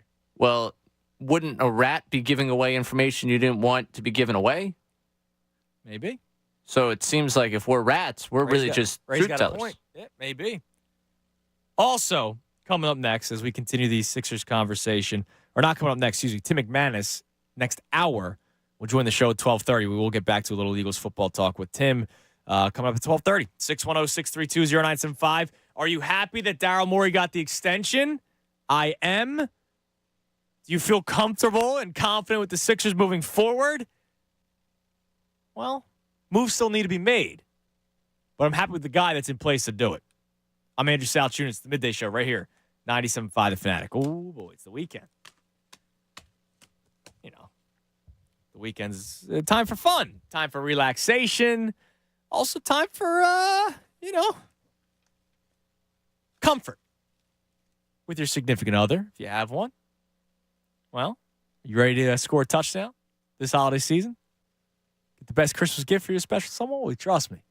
You got to go with Pajamagram's famous Naturally New Pajamas. They'll make you a holiday hero. Now, I'll be honest. I couldn't wait to let that gift be open. That gift had already been open. They sell out every single year, so I had to buy early. And I wanted to come in, and I said, you know what? I'm not waiting for this one. Happy early Christmas. Naturally New Pajamas. They're known for the ultimate comfort, style, soft, silky, better than lingerie, curve, caressing fit. And my God, do they look good. Here's the kicker. When you order Naturally New Pajamas today, you'll get a free Naturally New Nightie. That's a $75 saving on a very luxurious 2-in-1 complete gift. And better yet, with Pajamagram, you can even add gift packaging. And so when Christy saw, she, oh, wow, that's wrapped really nice. Did you do this? Absolutely not. You know I can't wrap with a, you know what? If you ask me, that's one easy gift that will make her happy. And fellas, yeah, it'll make you happy as well. Listen, we all know how good it feels to win, so why not win this Christmas? Hurry, go to Pajamagram today for Naturally New Pajamas before they sell out. That's Naturally New Pajamas at Pajamagram.com, and tell them Andrew sent you. Pajamagram.com, hurry, before they sell out. Fanatic Sports Update. Daryl Morey gets an extension. I'm Ray Dunn. This update is brought to you by Corona. Join Corona, Pat Egan, and Bob Cooney for a Fanatic Live broadcast this Sunday, December 17th at 12 p.m. at Trades.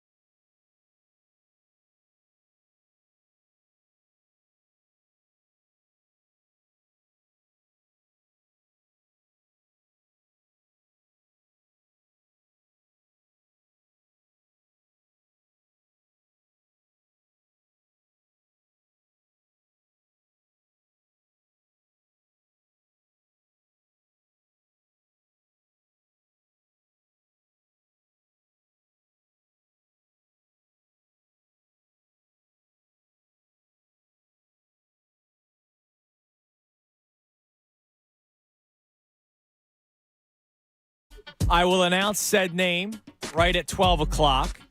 And we had the carryover prize from the morning show, John Kincaid show. And the carryover prize actually a pair of Sixers tickets for tonight's game. However, I was told if you can't make it on such short notice, we'll try to take care of you for a future Sixers game. But you have Sixers Pistons. And I know the Pistons only have 2 wins, but you could potentially see Joel Embiid drop like 40 points in like 25 minutes, not playing the fourth quarter, and then on your way out talk about how he's not good. And you can hang out with me. And then you going to the game tonight? I am going to the game tonight because you do the lottery, right? Yes. Yeah. So you Ray and his buddies have season tickets, but you guys do a draft. You guys basically do a fantasy draft of the games you're going to go to. Correct. And you did not have a good draft this year. You said. No, and this actually was not a part of my draft class. Oh, okay. So the Pistons were not drafted by me. They were an undrafted free agent? Yes. So this was actually, they were released. Oh. So the 2 that were supposed to go tonight. They didn't even make it to camp? The 2 that were supposed to go tonight decided, you know what? Nah, we'll try and trade this one out. And I now have a conflict coming up. So I was like, you know what? Okay.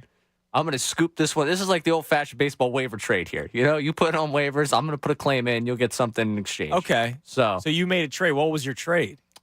I am no longer able to go next week to the Timberwolves game. Oh, so that sucks.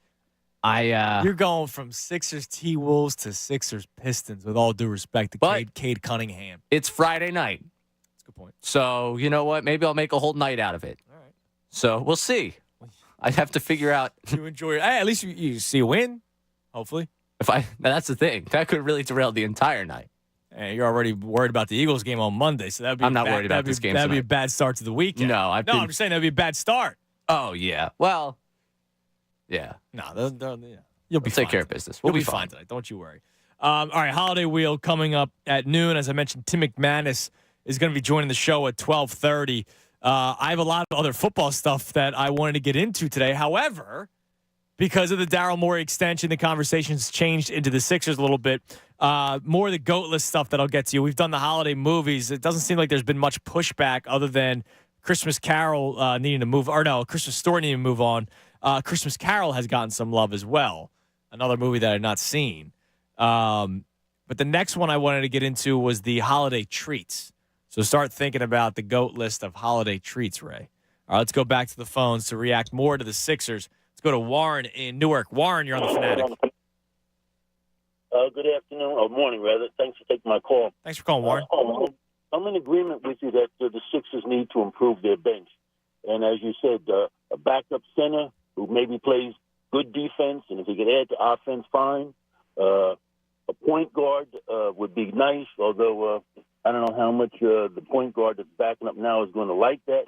And it's possible picking up a shooter. But my point was I wanted to ask you, maybe because you guys got the research there, that maybe you could toss out to your listeners maybe 4 or 5 players that fit each one of those 3 categories, that people can maybe watch them and look at them and then voice their opinions down the road as to who they think Mr. Morey should pick up to fill those particular positions. And I mean, there's a handful of names. Thanks for the call, Warren. I appreciate it. I mean, one of the guys that popped up randomly, I forget who reported it originally. This was when the Harden trade first happened. It was like, all right, what's next? Right, what's next? And Bojan Bogdanovic popped up, a guy who you could see tonight. Plays for the Pistons. He is a guy that if they don't go with the star player route, which I'm not against, right? Like, just because Maxi's been playing good basketball and the team's, playing pretty well. They're 16-7. They're 16-7, the 4th seed, just 2 games back at the top seeded Celtics. Like, having star players is still good to have. So, like, Zach LaVine, when he returns from injury, is still a guy that I would covet. But if Daryl Morey goes, all right, we don't need to do that, and we can also do that during the offseason when Tobias comes off the books, and you might need to get some more shooters instead just during this season. A guy like Bojan Bogdanovic could be that perfect fit for you. He's a guy that could shoot the 3 ball really well. He could score from all over the place. He was banged up to start the season, but he's back now. He's already scoring 20 a game. I know it's for a bad Pistons team, but look, he's a vet. He's a guy that has played in the NBA, has played in the playoffs. a guy that can shoot, a guy that can space the floor, which is exactly what Joel Embiid needs. So if I'm going non-star player, Bogdanovich is number one on my list. And he's got a year left on his deal. It was either a team or a player option, but he's going to be making $20 million. So, he's going to be making decent money. I doubt you're going to have to give up all that much for Bojan Bogdanovich, who's 34 right now. Yeah, he's auditioning right now. I think he put up, 30 the other night? Yes. So, yeah, he's looking to make his way out. I would be very intrigued by that. I'm also not totally out in the whole OG sweepstakes. I would consider that as well. You would trade him with the idea of extending him because he's going to cost you. Right. So the idea of OG would be you're trading him. He's a free agent after the season. Tobias is off the books. He'd get one of the max slots. Tyrese Maxey would eventually get the other slot. Yeah. There's the idea of him for me right now is probably better than the execution because of the pending free agency and because dealing with the Raptors is always a pain in the ass. Yeah, that's a good way to put it. I was going to compare it to torture, but yeah, that's probably better suited that way. Yeah, and then I've seen Mikal Bridges pop up a lot. It would have been nice if they just kept him when they drafted him. Oh, he was a Sixer? Yeah, he was a Sixer for no way. 10 no one minutes. talks about that. And then they got Zaire because Brett Brown was star hunting, star developing. I've seen his name pop up a few times. If you're Brooklyn, A, why? But B, it's not like they're winning anything.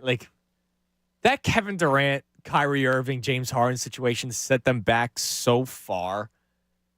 It would be terrible for them to have to go into another rebuild. They might have to. They're an 8. Yeah, no, they're gonna have to probably, unless they want. Well, I mean, their owner did say he'd rather a team that be 41-41 that plays hard than a team that is incredibly talented, but everyone drives him nuts. So maybe this is exactly what he's looking for. Maybe. And then the other name that I saw pop up again the other day was Lauri Markkanen. And it's whether or not Harris is tradable. That's what it comes down to. Guy can do a little bit of everything for you. Yeah. Those are we haven't really done the slop report recently. But that's kind of names that are out there. I don't know what the Grizzlies end up doing. They have a boatload of guards that can shoot on that team, but I'm sure they're just waiting to get Ja Morant back and see how that changes. I don't know. That's really it. I mean, I just clicked on the Jazz, right? A team that's under 500. How many times have you heard the name Kelly Olynyk pop up with ties to the Sixers? He's a stretch 4 guy that can shoot. But these are, I don't need Kelly Olynyk. I'd rather have Bogdanovich. Sure, everybody could agree with me there. But there's a handful of names. More names will pop up. As the season goes on, you're going to see more and more reports that are going to come out. And again, the trade deadline's not for another 2 months, so it's not like there's a handful of names that are out there already. All right, it is 12 o'clock, Ray. Hit it. We'll get back to the phones momentarily. But I got to let you know that Tim Hoban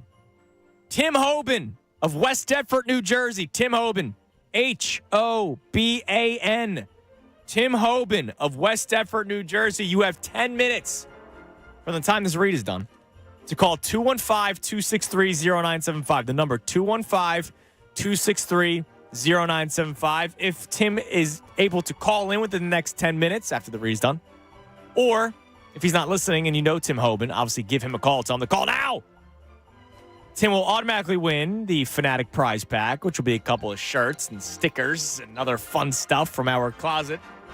But also the tickets to tonight's Sixers game, Sixers-Pistons at the Wells Fargo Center. To purchase tickets for any 76ers game, visit Ticketmaster.com/76ers. And then the chance to spin the wheel. And I see the wheel in front of me. We do have 2 more cases of Corona on the wheel. Should only be 1, but the John Kincaid Show decided to spin again. I mean, they disregarded the rules of the contest? Yeah, they were against the sanctity of the wheel. Interesting. Flyers, Blue Jackets tickets. The Red Hot Flyers, winners of 5 of the last 6 games. And the one loss that they had was an overtime loss, so they got the point. And, man, still on there, the Green Day and Smashing Pumpkins concert, which is huge. Are you a big Green Day guy? You seem like you're a like Green some Day good fan. Green Day. I'm an old Green Day guy. Now, I don't know if they put out new music, but, back in the day, I was a Green Day man. Yeah, it's good stuff. Yeah, so that concert's still available on the wheel as well. So we need Tim Hoban of West Effort, New Jersey, to call in the next 10 minutes, starting now. All right. Let's go back to the phones. Hopefully Tim calls in. As we continue to talk about the Sixers extend Daryl Morey for the next 4 seasons. How do you feel about it? Because I'm happy. I think they have the right man here. But they've yet to win anything, and our man, the Guru, said that they're in doomsday. I don't think that's true at all. Let's go to our man, Solus Ryan. What's up, Ryan? Gentlemen, what's going on? How you doing? Doing well, thank you. There's no way it's doomsday. I mean, they have all the right pieces right now, and I got so much faith in Nurse that, I mean, look, we got good chemistry, we got good support role guys, we got, Maxi's turning out to be an all-star, possibly a superstar. Embiid, thank God he's staying healthy. So, I mean, he's a superstar.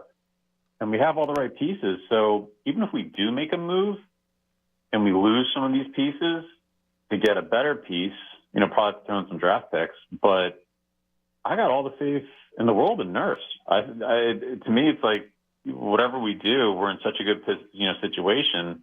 Even if we lose a couple of things, we'll still be in a good place with what we get because of Nurse.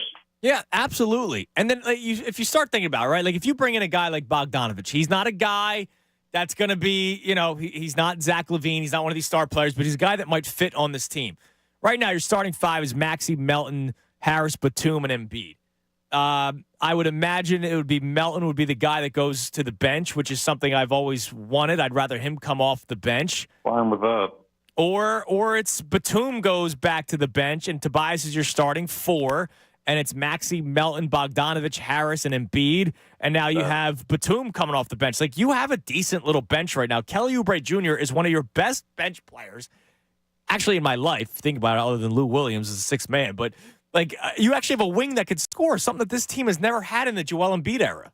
Never. So I'm confident, and I think we're going to do well. Now, all right, so now the movies, though, guys. So here's the thing. People are like, oh, what are the best movies? It's such like a hard, just general. It's hard because you have different types of movies. So with the Christmas movies, holiday movies, I got to put Die Hard in there, but that's an adult Christmas. Hold on. I did say in the beginning of the show, you must have not heard it. I had 2 caveats with the GOAT list of holiday movies. One, it has to be no debate whether or not it's a Christmas movie. I agree with you. I believe it is a Christmas movie. However, it is a debate, and the other one was no animated. So that's the only reason why Die Hard was not in the top 5. All right. Well, I think you got to have adult Christmas movies. Okay. And Bad Santa, because Bad Santa is a good adult Christmas movie. Thanks for the call, Ryan. Oh, we have Tim. All right, I'll take 3 out of 5.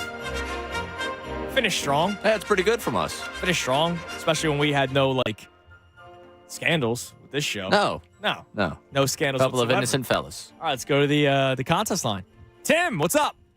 Yo, what's going on, man? How you doing? Congratulate. No, thank you for calling in. It makes us sound better when the prize winner actually calls in. So thank you for doing that. I appreciate it. Yeah, I'm rooting for you guys over the morning show. Well, they got 4, even though I believe there was some suspicious stuff going on there. But that's okay. We got 3. I'll take it. It's a good start on the program. So, Tim, you already won the Fanatic prize pack. You also won a pair of tickets. Can you go to tonight's Sixers game? Question number 1. Yeah, I'll make it. All right. If not, we could probably help you out. So we'll take care of that afterwards. So just if you're 100% certain you can go tonight, that's great. If not, we'll try to help you out. But Silvana is in here. Time to spin the wheel now. Silvana is filling in for Dylan. I got to hear that. Oh, really? What? Usually I like to talk to the person that's on the line for a minute or two. No, she just Oh my God, the sanctity of the wheels broke. She just respun it, Tim.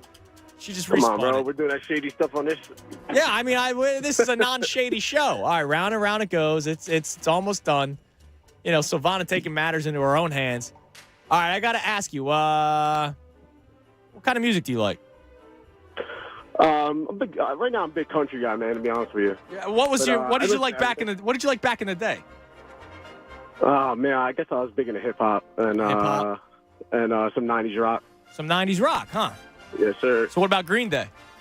Oh yeah, let's go. Well, you just won a pair of tickets, man, to see Green Day with the Smashing Pumpkins, Rancid, and the Linda Lindas on Friday, August 9th at Citizens Bank Park. So you'll be at the ballpark, which is great. Some tickets remain at Ticketmaster.com. You're also going to get a case of 28 Black Energy, the fuel you need. Score your 28 Black Energy at select 7-Elevens or head to drink28black.com. So that extra spin by Silvana hooked you up. Thank you, Silvana. I appreciate it. So, Tim, congratulations, man. You got a nice little package coming in here with all the tickets you got.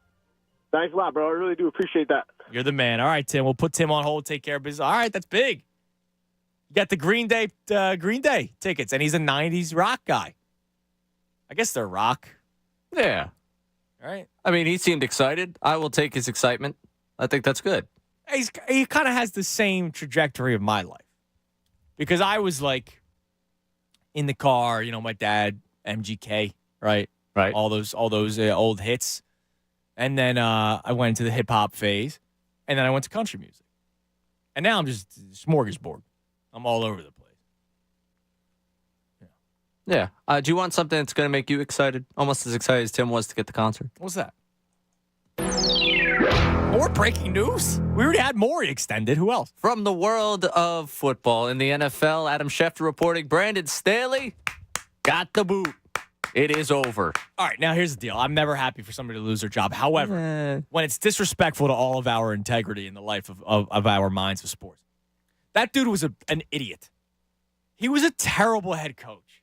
And the only reason why he became a head coach was because he rode the coattails of Sean McVay. And that's my biggest problem with the NFL. And I apologize to Brandon Staley and his family. Brandon Staley just needs to be made an example of. I'm tired of looking for the new hot thing, the new young guy, the new young mind. Sometimes it works. Look at Nick Sirianni.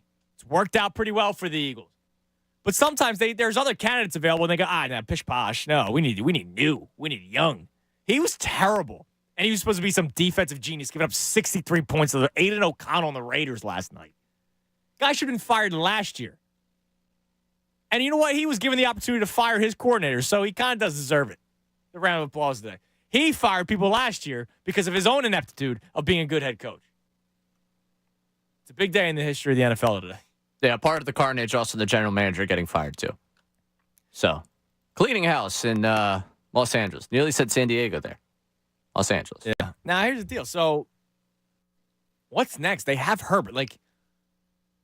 I don't think he stinks. I don't think he's the quarterback that the league hoped he would be because they're always looking for the next new thing. I got to say, though, last night was a nice little, hey, man, how bad was this team? How much was Herbert keeping this one together?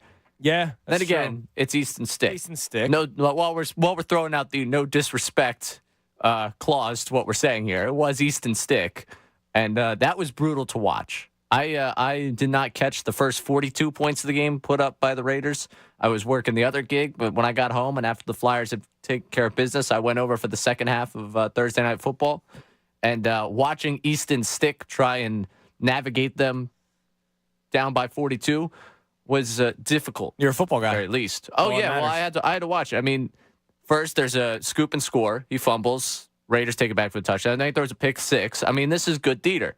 It was just a disaster to watch on the Chargers' behalf. So Adam Schefter puts out the follow-up. Brandon Staley's Chargers tenure always will be remembered and defined by memorable moments for each of the past three seasons. 2021 lost a Week 18 winner-go-home game to the Raiders.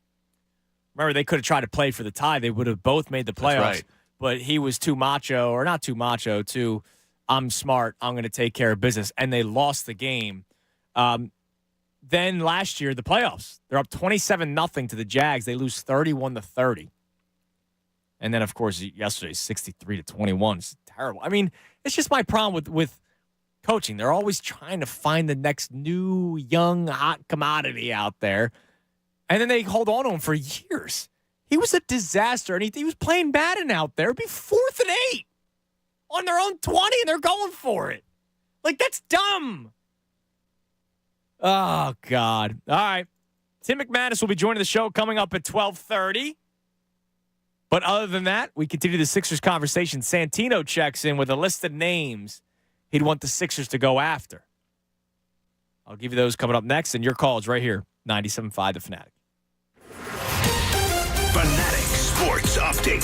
Daryl Morey extended. I'm Ray Dunn. This update is brought to you by the Feast of the Seven Fishes. We're joined Ricky Metallico and MMR's Marissa Magnaz. They sell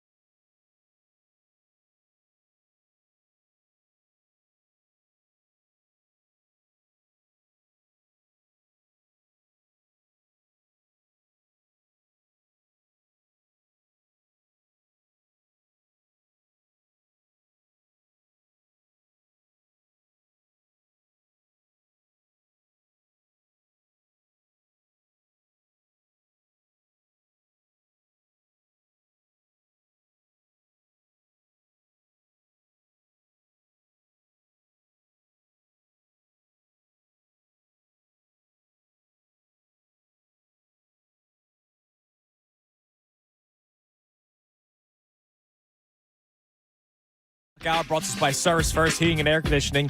Get 0% financing for 72 months and a $500 rebate when you purchase a complete heating and cooling system from Service First. Learn more at servicefirsthvac.com. Also, it's a Football Friday. A festive Football Friday presented by Pumpman Philly for 24/7 emergency repair or pump replacement. Count on Pumpman Philly, the guys who know to fix your flow. I guess I can't really say festive anymore because we were going to do a lot of holiday stuff today, but the Daryl Morey extension happens and the show changes a little bit.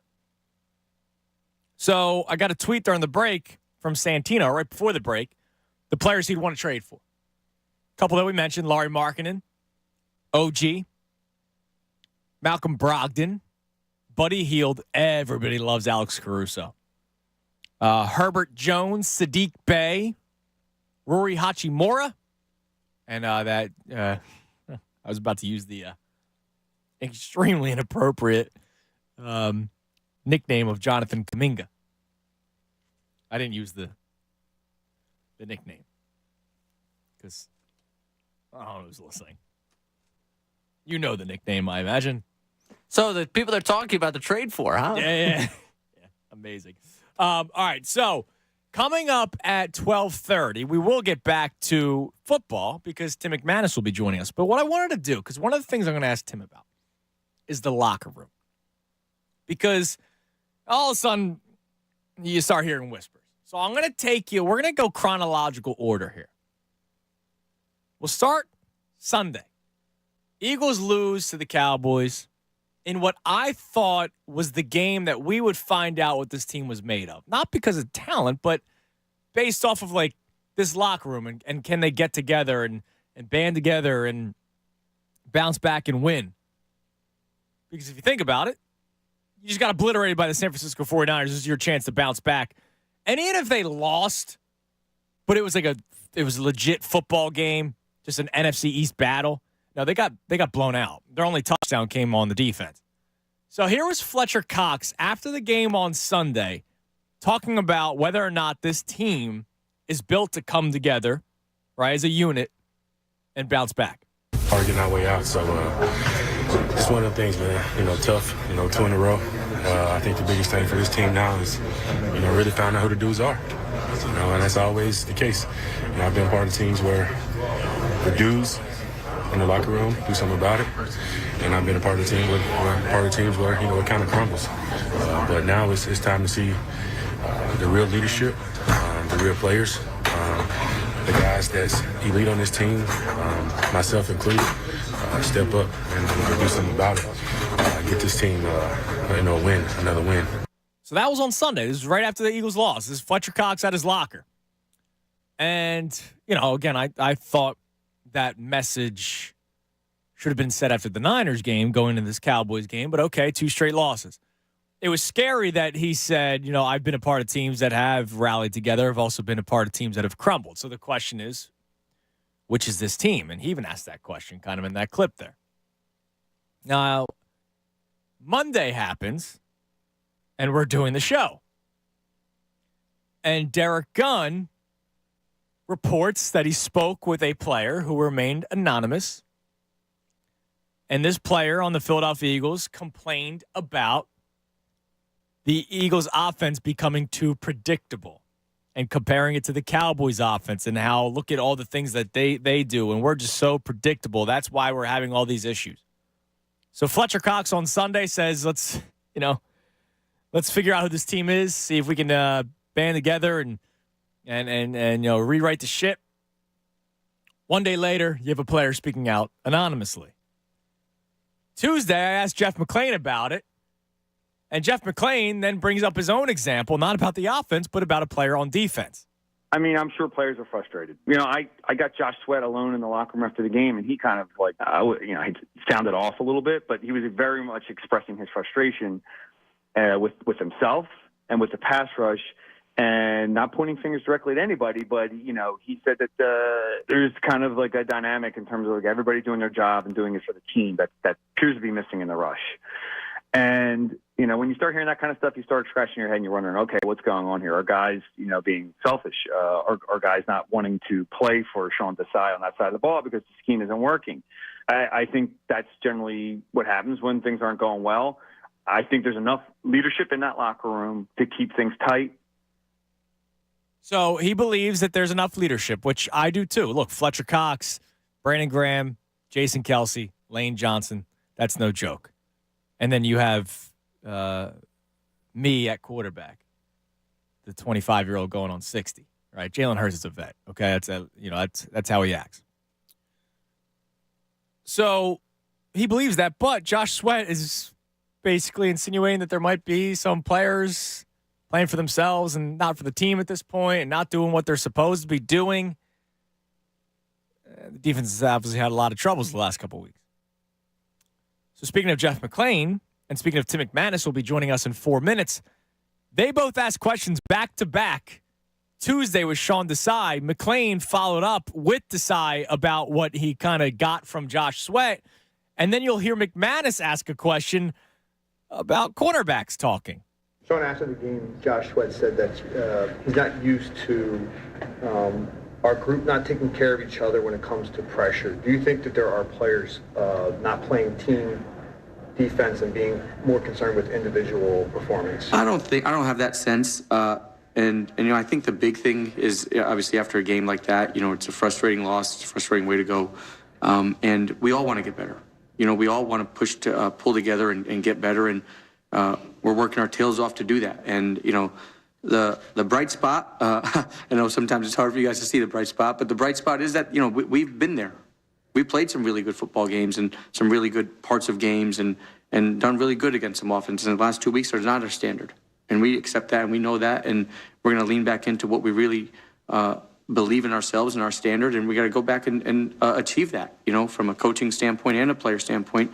And it's going to be all of us working together to do that. And I think we got the guys and the leaders in this building to help us do that. Sean, there's a couple members of the secondary that said that things got simplified for that Cowboys game. Can you help explain exactly what was simplified and why that was necessary, especially when you have a lot of veterans in that defensive backfield?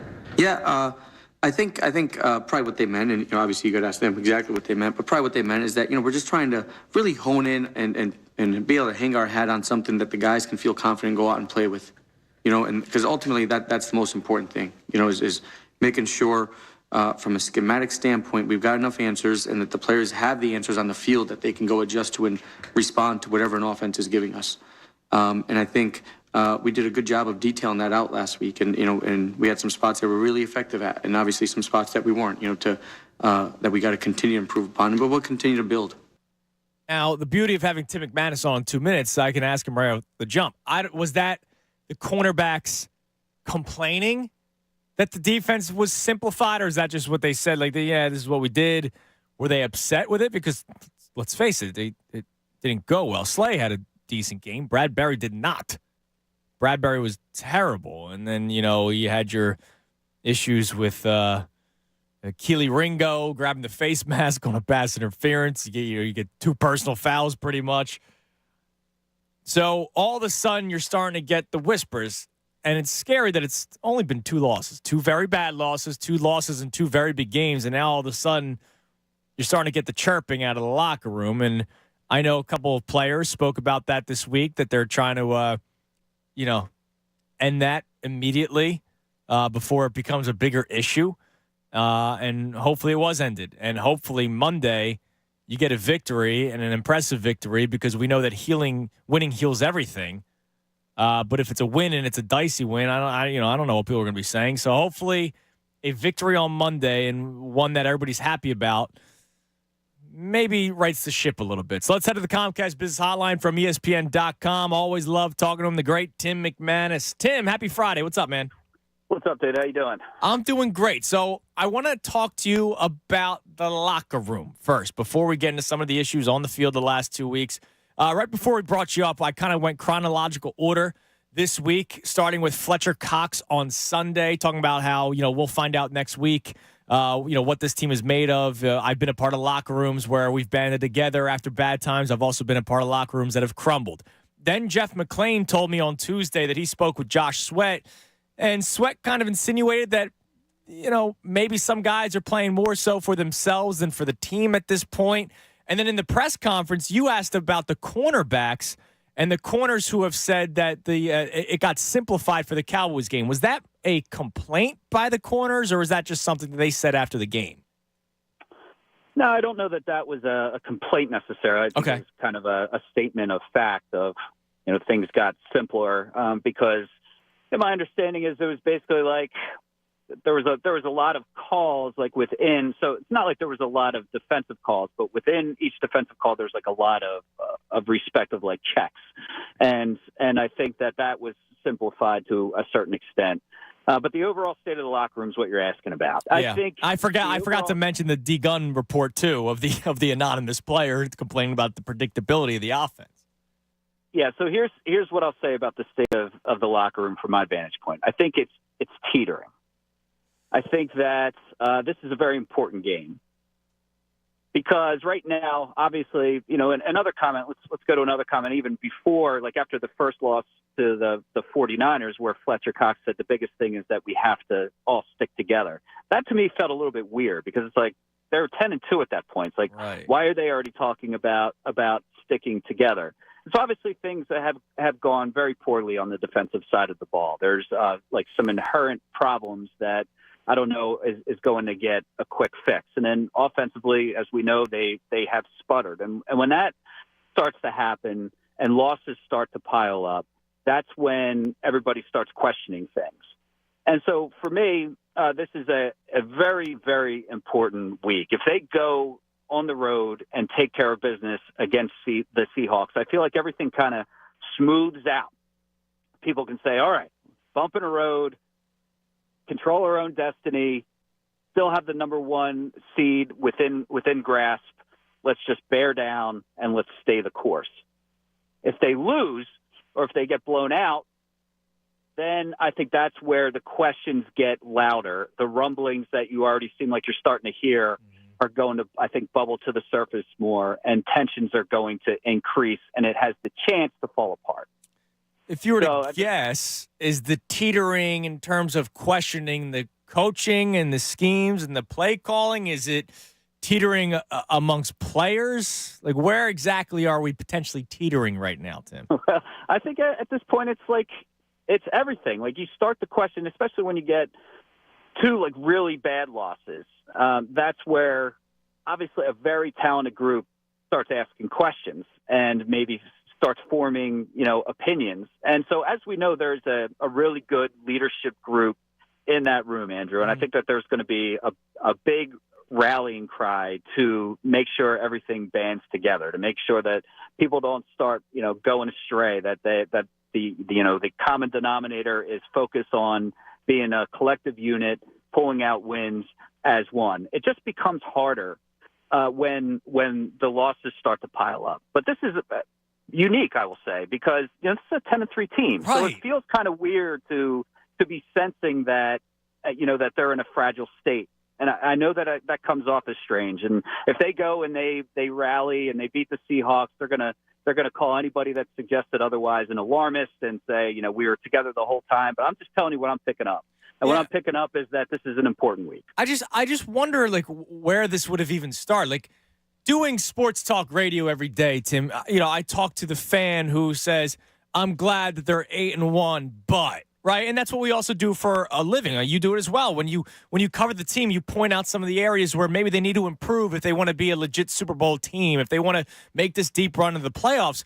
But to your point, they were 10-1 or then 10-2 when you already started hearing some whispers. And I'm just trying to figure out what the beginning. I mean, Tim, for the first time, I forgot he even existed. Somebody brought up Denard Wilson earlier this week to me.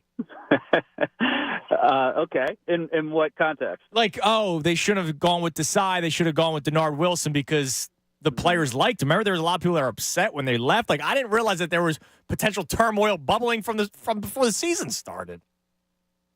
But yeah, I mean, so they lost a couple of coordinators, and they have guys in there that are, kind of relatively new to their respective positions. I think there was always, going to be bumps in the road when it came to those adjustments. So I think everybody was talking about that heading into the year, like especially on the defensive side, they lost some key starters, and now you have a new offensive coordinator. It was interesting, our defensive coordinator. I was talking with Slay after the game against the Cowboys, and we were talking about, I was like trying to get to the bottom of, like, what's going on in the defense? Like, the core of you guys are still there. And he's like, well, we have a lot of good players, and they brought some new guys in. But also, like, and he rattled off, C.J. Gardner-Johnson and Marcus Epps and the starting linebackers and Hargrave. He's like, they were important, to our success too. And then I turned the conversation to Gannon and Desai, and he pointed out, he's like, people wanted to run Gannon out of town after the first year, and then look what happened the second year. It's like number 2 defense overall, 70 sacks.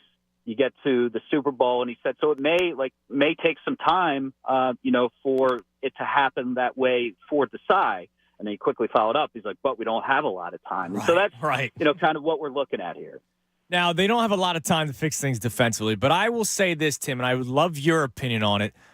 I think Monday night, I'm almost expecting and hoping, but expecting an outburst from the offense, because that Cowboys game, whether you want to admit it or not, I don't think 2 touchdown passes dropped and 3 fumbles lost in the opposition's territory will be the norm for the Eagles. I think this offense can be fixed. The question is whether or not or how they do that. And I asked you this on Sunday during the pregame show. I'll ask you again, is there still that notion that they might still be hiding some things from film because they want to save it for the playoffs? I feel like you're taking a very optimistic slant when you're asking the question. Okay. Like what are they waiting for? Right.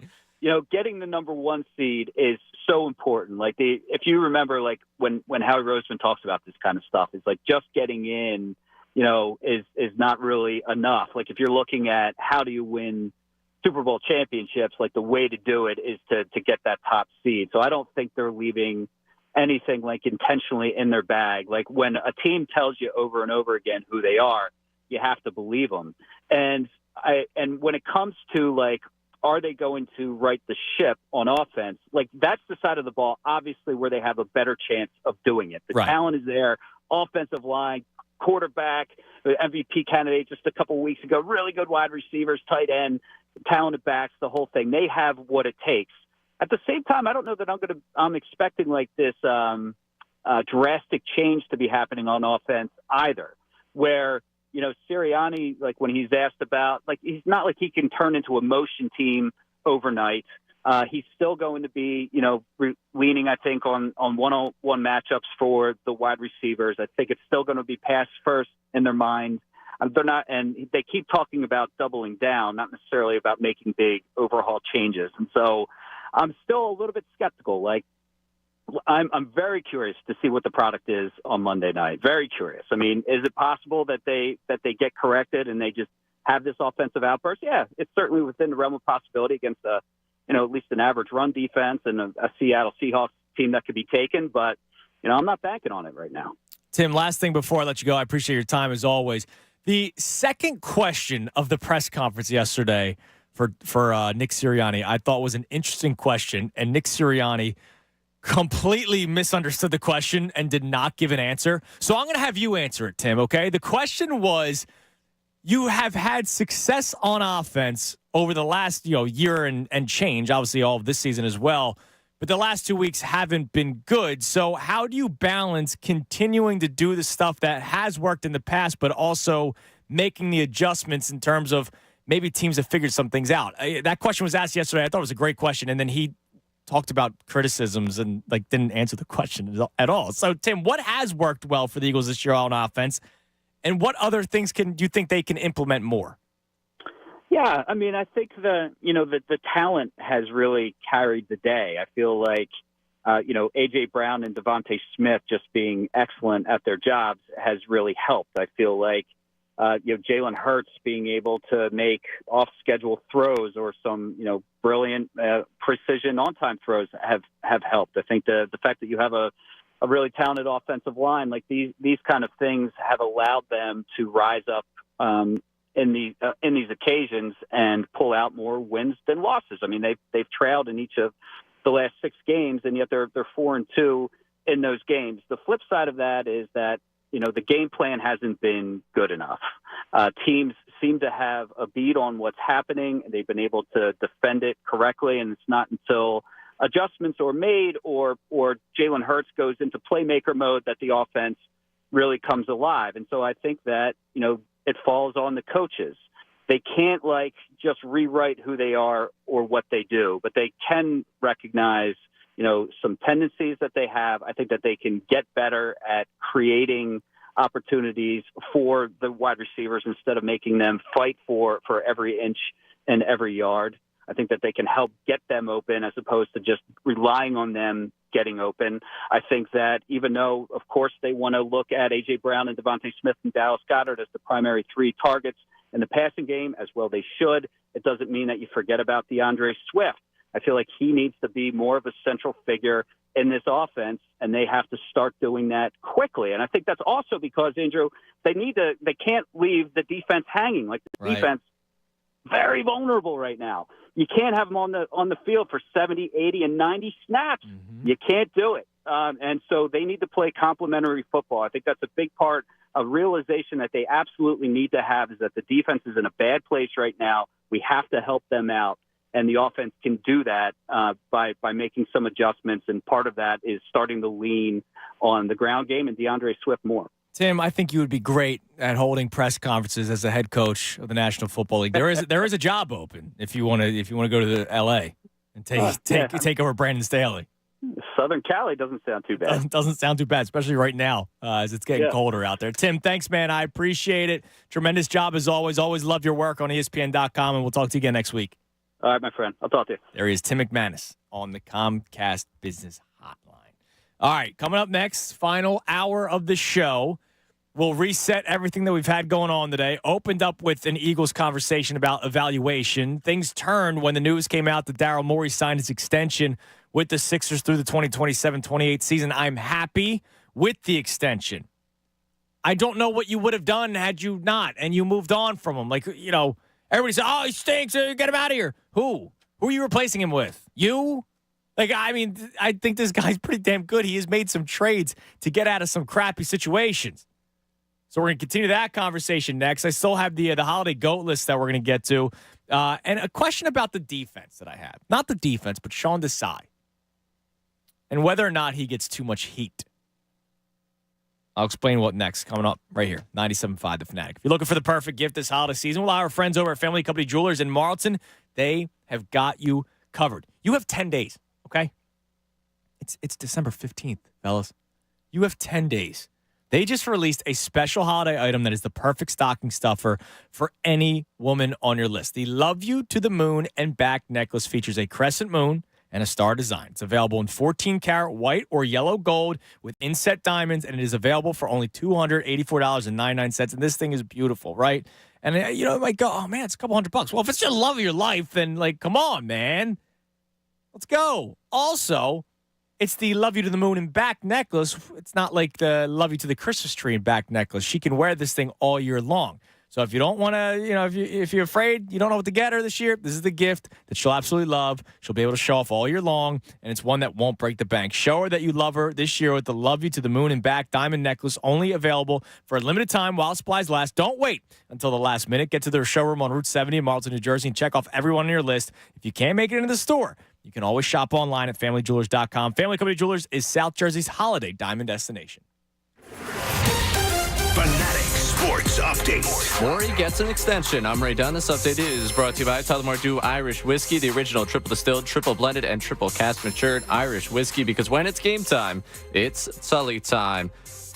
The Sixers gave out an extension to Daryl Morey today, bringing him through the 2027-2028 season. His contract now lockstep with head coach Nick Nurse's deal. That deal originally reported by Adrian Wojnarowski. The Sixers on the floor will return tonight to the Wells Fargo Center to face the Pistons. Sixers smacked this disaster.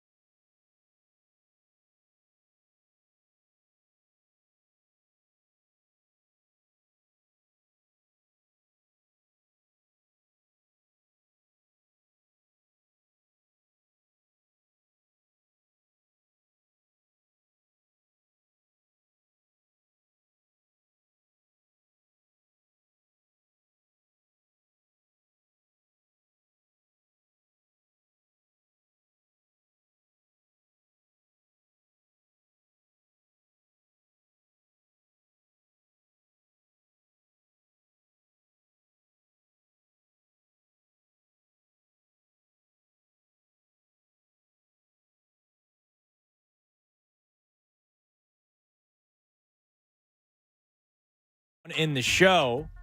But also, obviously, it's a football Friday, and we're talking Eagles. Eagles don't play till Monday. So just to kind of reset, here's everything that we had on the table. And I have a question about Sean Desai that I'm going to get to in a second. I opened up the show talking about evaluation and how you driving, you listening at work, home, whatever, on the app, wherever you are, how do you personally evaluate the Eagles? And I went on this whole diatribe about the last 2 weeks have sucked. I don't think that means that they are a sucky team, even though it's been really bad. But if you're going to compare them to other teams or the other top teams in the NFL, well, two of those top teams in the NFL are the 49ers and the Cowboys, who just beat your ass. Big time. And that's kind of disappointing. But then I try to look at it from a more of an individual evaluation process. And so you start with the starting quarterback, and that's Jalen Hurts. I think we can all agree, from the number one Jalen Hurts fan to the number one hater, obviously it'll be easier for the hater, we can all agree that Jalen Hurts is not playing as good, let me say, as damn near perfect as he did last year. There's a reason why he was the runner-up for MVP. He was very good last year. This year, he's still in the top 3 in terms of odds. But last year, he looked a lot better than he does this year. However, I think we can all still admit, or we should admit, that he's still a top 5 quarterback in the NFL this season. When we evaluate, a lot of people, and I've pointed this out in the past, and I don't blame you for doing this. This is your life. This, like, Eagles home games are a holiday. But if you're somebody who tailgates for hours for a 4 o'clock game in which the Eagles have had, they've played 13 games this year, 2 1 o'clock games so far? Yeah. And then a Sunday night, a Monday night, and a Thursday night. So 8 4 o'clock games, I would think. Just off the Something top like of my that. head. Yeah. Makes sense. Too many. So you have 8 4 o'clock games.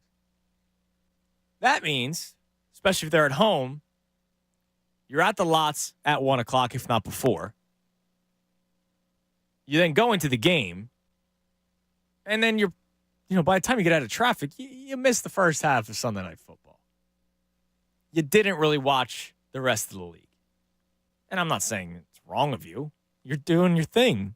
It's part of the reason why being an Eagles fan is so great. It's part of the reason why Eagles fans are the best. Because the amount of passion that we put into these teams, especially on game day. But for somebody that just comes out and says, Jalen Hurts is not playing as well as he did last year, I'm worried about him, blah, blah, blah. Well, when in terms of comparison, he is still a top 5 quarterback this year. I give you 5 names this year, top 5. No particular order. Dak Prescott, Brock Purdy, Jalen Hurts, Lamar Jackson, and Tua Tagovailoa.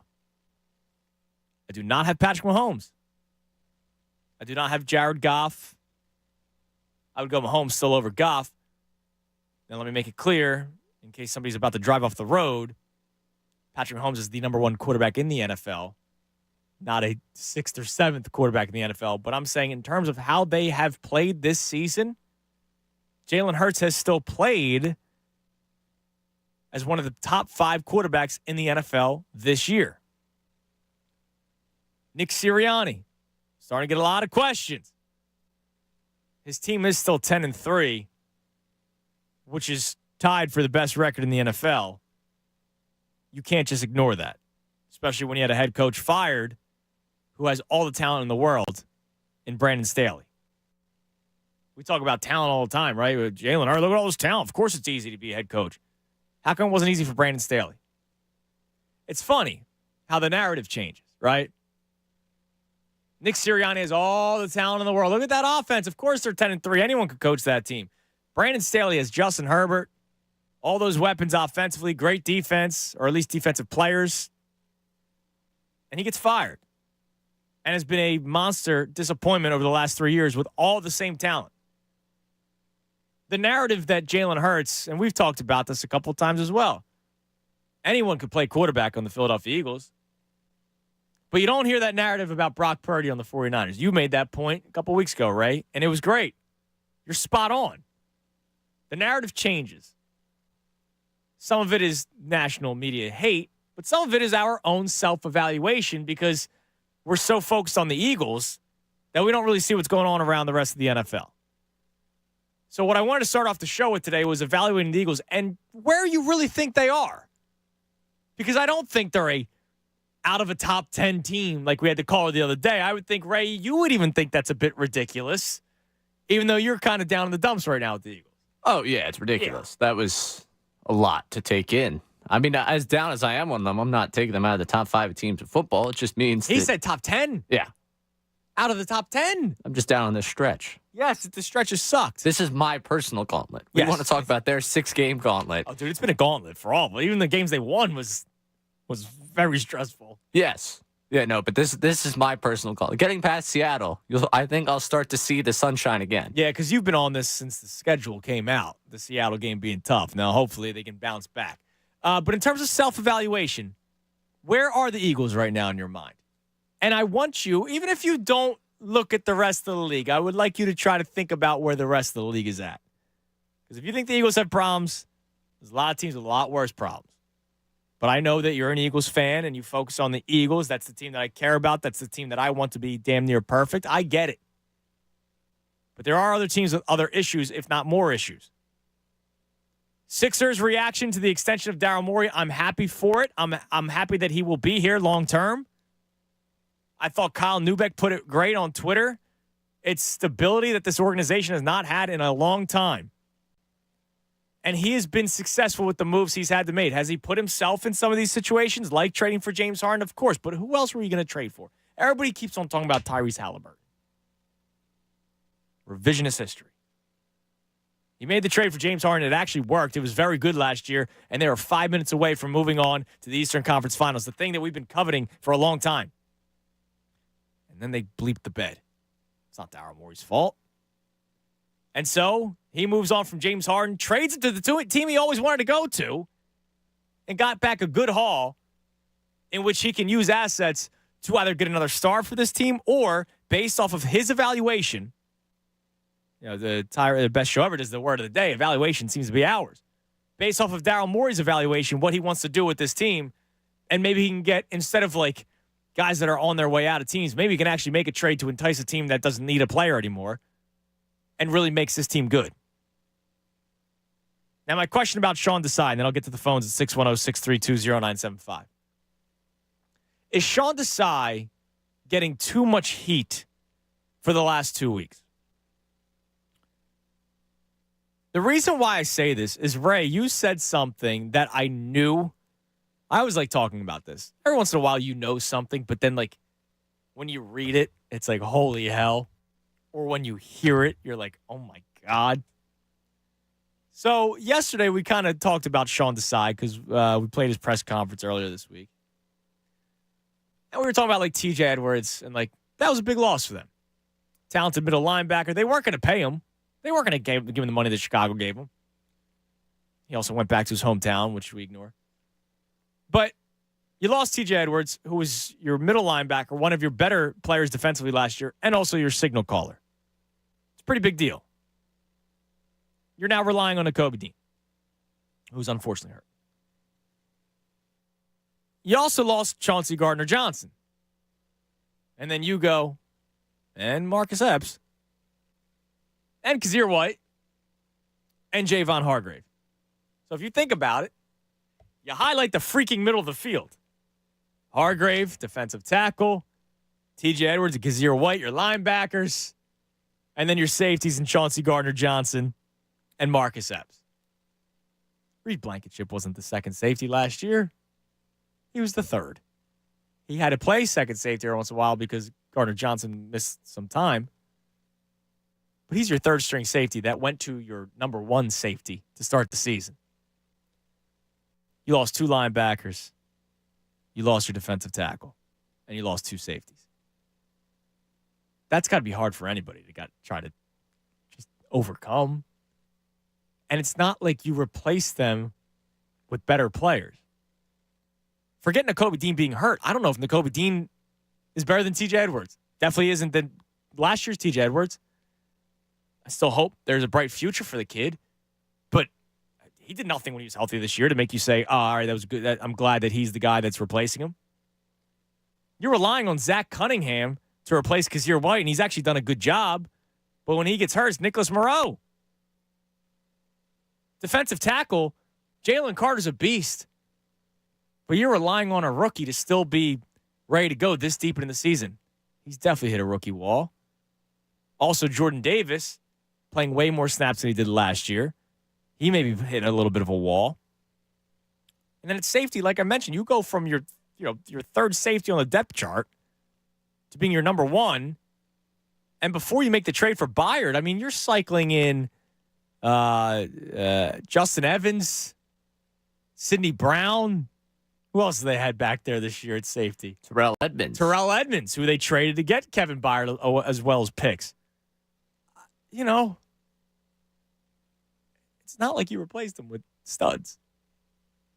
Is Sean Desai getting a little too much heat? I think he is. I don't know how he's going to fix some of this stuff. I don't know if Jim Johnson could come down and fix it himself. You don't have much talent in certain areas of this team. Or you could say there's talent, but it's nowhere near what it was last year, which led to a 70-sack season and a defense that people were comparing to the Eagles in the 90s. Your thoughts? Now, as a Desai's-man. Yes. Early on in the season, people had their gripes on the defense. I would be very quick to point all this out. That the fact that, they placed pretty much the entire middle of the field. No, by the way, all the guys that you were, wow, look at their resurgent late career seasons last season. They got a year older in their late career. It's true.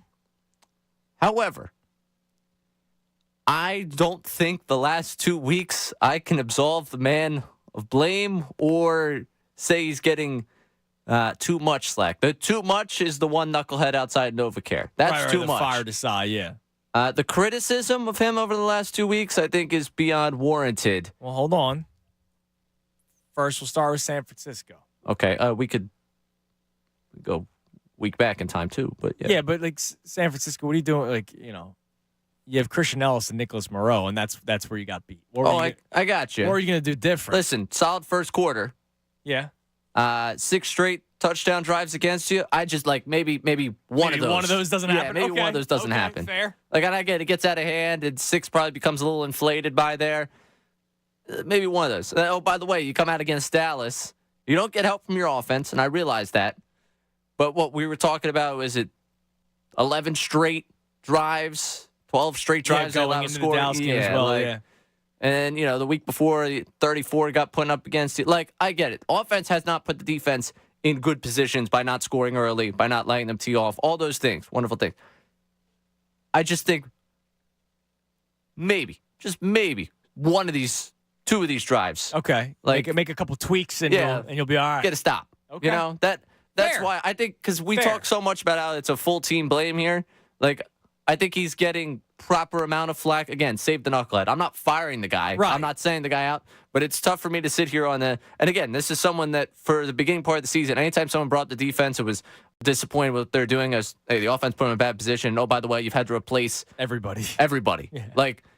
Desai was put in a tough place. And early in the year, remember, Maddox got hurt. Right. Before the season, I was on an island. I said I didn't think this defense would be top 10 in the league. I remember people were like, whoa, what do you mean? I just didn't think that they'd be. Obviously, this season's played out, and I didn't see it playing out this way. I'm not, spiking the football on. Bottom 10. Yeah. But, there was going to be growing pains with this defense. There was going to be growing pains with a coordinator that was not here a season ago, and there was obviously a lot of turnover, a lot of change on that side of the ball. This was supposed to be an offense-driven team, and we have questions about everything going on offensively. But after these 2 weeks, and really I'll extend it back to the Bills game, I don't know if I necessarily sit here today and say he's getting too much flack. Okay. I think, hey, you make adjustments. They go to Seattle, and they're able to slow down, Metcalf. They're able to slow down, what they've got in Lockett. Walker. Yeah. Plenty of talent on that team. Okay, fine. I think at that point, then maybe we could start to say, changes have been made. It's tough for me when the 2 biggest weeks of the season seemed like you had very little answers. Okay, that's fine. You're entitled to your opinion. All right, let's talk about it. Let's go to Will in Brookhaven, Brookhaven, damn it. What's up, Will? What's up, Charles? What's going on? All right. Yeah, I wanted to make 2 points about Sixers. One, I am not excited, but I'm lukewarm with Daryl Morey, and it's been up and down with him. But I want the same thing everybody else wants: is stability. Right. Which is important. I mean, it's been a long time, man. Yeah, I've been sitting through the process and all this, and Let me ask you, what has made you lukewarm? Because I'll tell you, I think he has made good moves. I just don't think the perception of him being this like all-time, basketball mind is necessarily true. But I do think he's good at his job. Yeah, he is. But remember, Sam Hinkie was his predecessor, and he was here, and I was all for the process and everything. It was just he was the mind behind Sam Hinkie, so. Yeah, but Daryl Morey is much more successful than Sam Hinkie, and I know people hate saying it, but like I'll be honest, I could have done Sam Hinkie's job. Like I know there's a banner and people have tattoos of the guy. I could go out there and say, I'm just going to trade all my players, and I was pro process. Don't get me wrong, but I'm not going to compare Morey and Hinkie all that much. Oh no, because Daryl Morey is more smarter than Hinkie, but he worked under Daryl Morey. I'm getting daggers from Ray right now from across the studio. He's got a Hinkie face tattooed on his back, I think. But as far as moves that we need to make, I'm all with getting Bogey from the Pistons, and don't forget Alex Burks too. If we need a ball handler, Alex Burks can play. I remember you called in with the Burks point not too long ago. Yeah, that was me. If we can pry 2 of those guys out, or either one of them, I'll be happy. But I wanted to pass something by you, but I'm Tobias Harris. Sometimes a supporter, but that Boston game, like we were in that game. The last game we played, we were in there, and we could have won. If he'd have just gave us like at least 20 to 26 points, I think we could have pulled that one off in the upset. It's like Tobias is like killing me, man. And you mean in the playoffs or regular season? No, regular season. This season. Oh, okay. We stayed with them. Without Max and Embiid, like we were actually in the game for like almost 3.5 quarters. Like we had a chance to try to pull that game out, and Tobias didn't. He never shows up when we need him. So one of my biggest beefs with him, and thanks for the call, Will, and this goes back to the assassin score. There have been times where Embiid's been off, like hasn't played. There was a game last year early on, and this was when I was like, and maybe I was the crumble cookie guy. Embiid was out, Harden was out, and it was 2 years ago. So Harden was on the team, but he wasn't playing. Neither was Embiid. So it was like, Maxi's becoming something, and Tobias. And Tobias attempted like 4 or 5 field goals in the whole game. And here's 20-year-old Maxi needing to shoot the ball 20 times. And they lost that game. And I'm like, hold on a second. You're a freaking max player, dude. Like, what do you... And he's not Ben. He's a guy that can score from all over the place. And he just...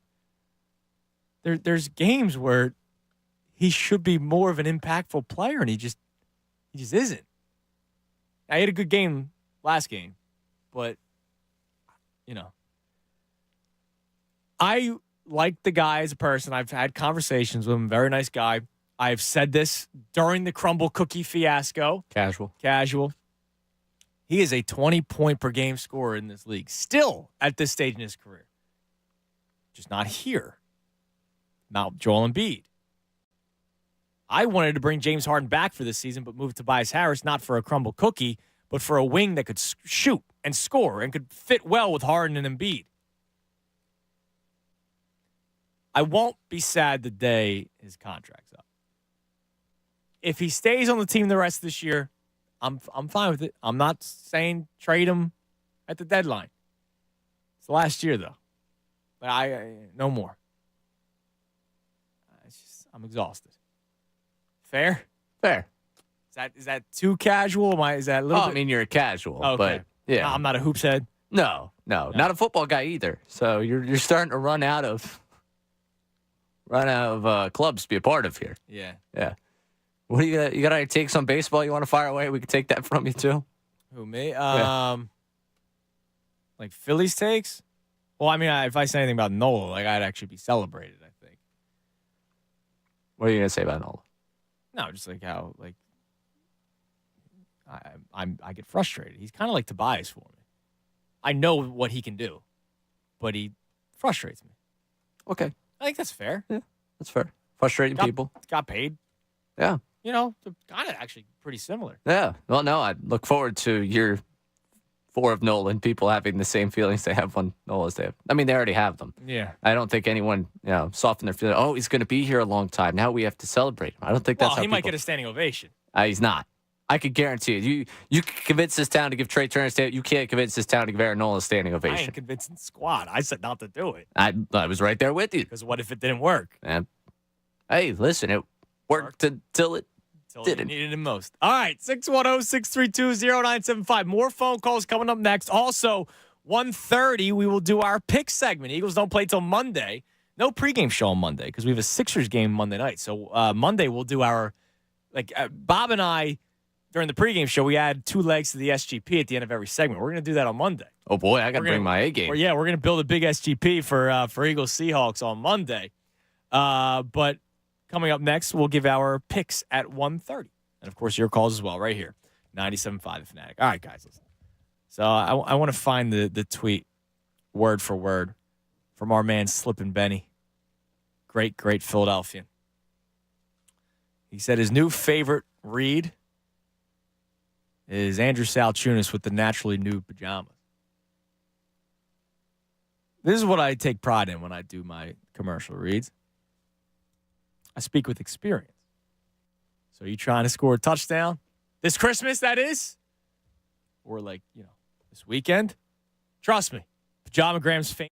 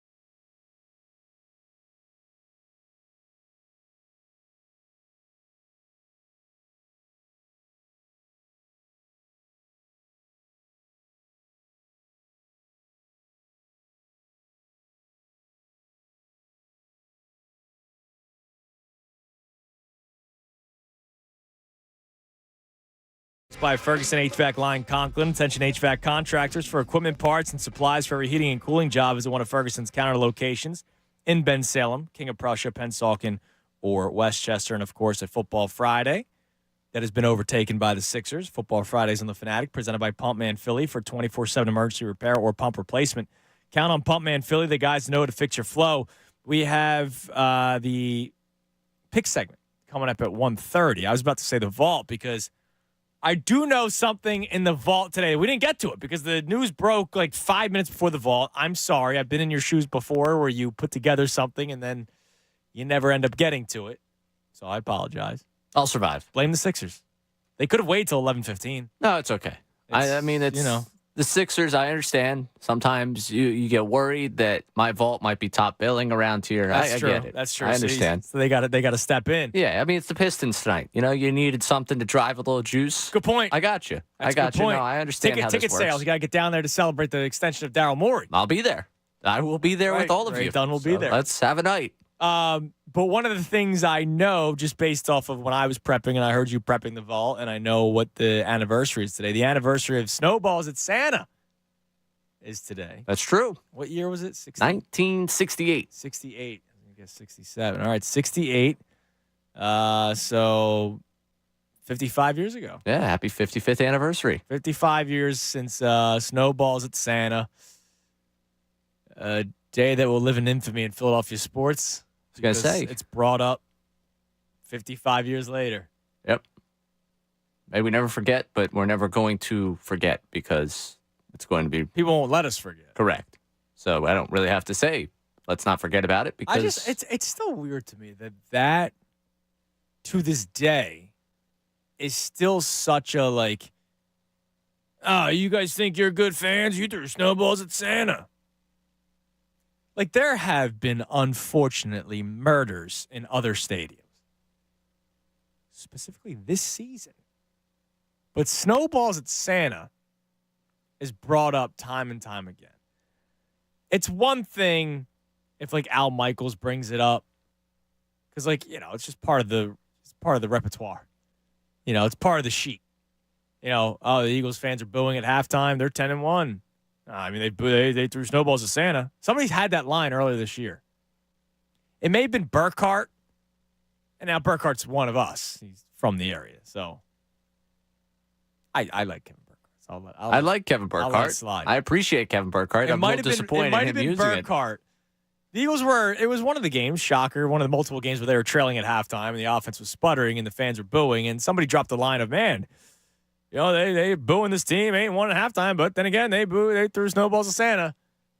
Okay, so the play-by-play guy throws it out there. It's the other thing. It's the weird thing when, like, an opposing fan tries to take that as a shot. Like,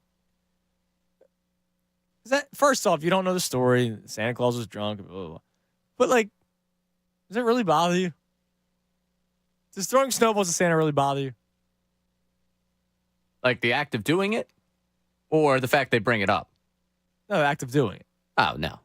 Like, and 55 years ago.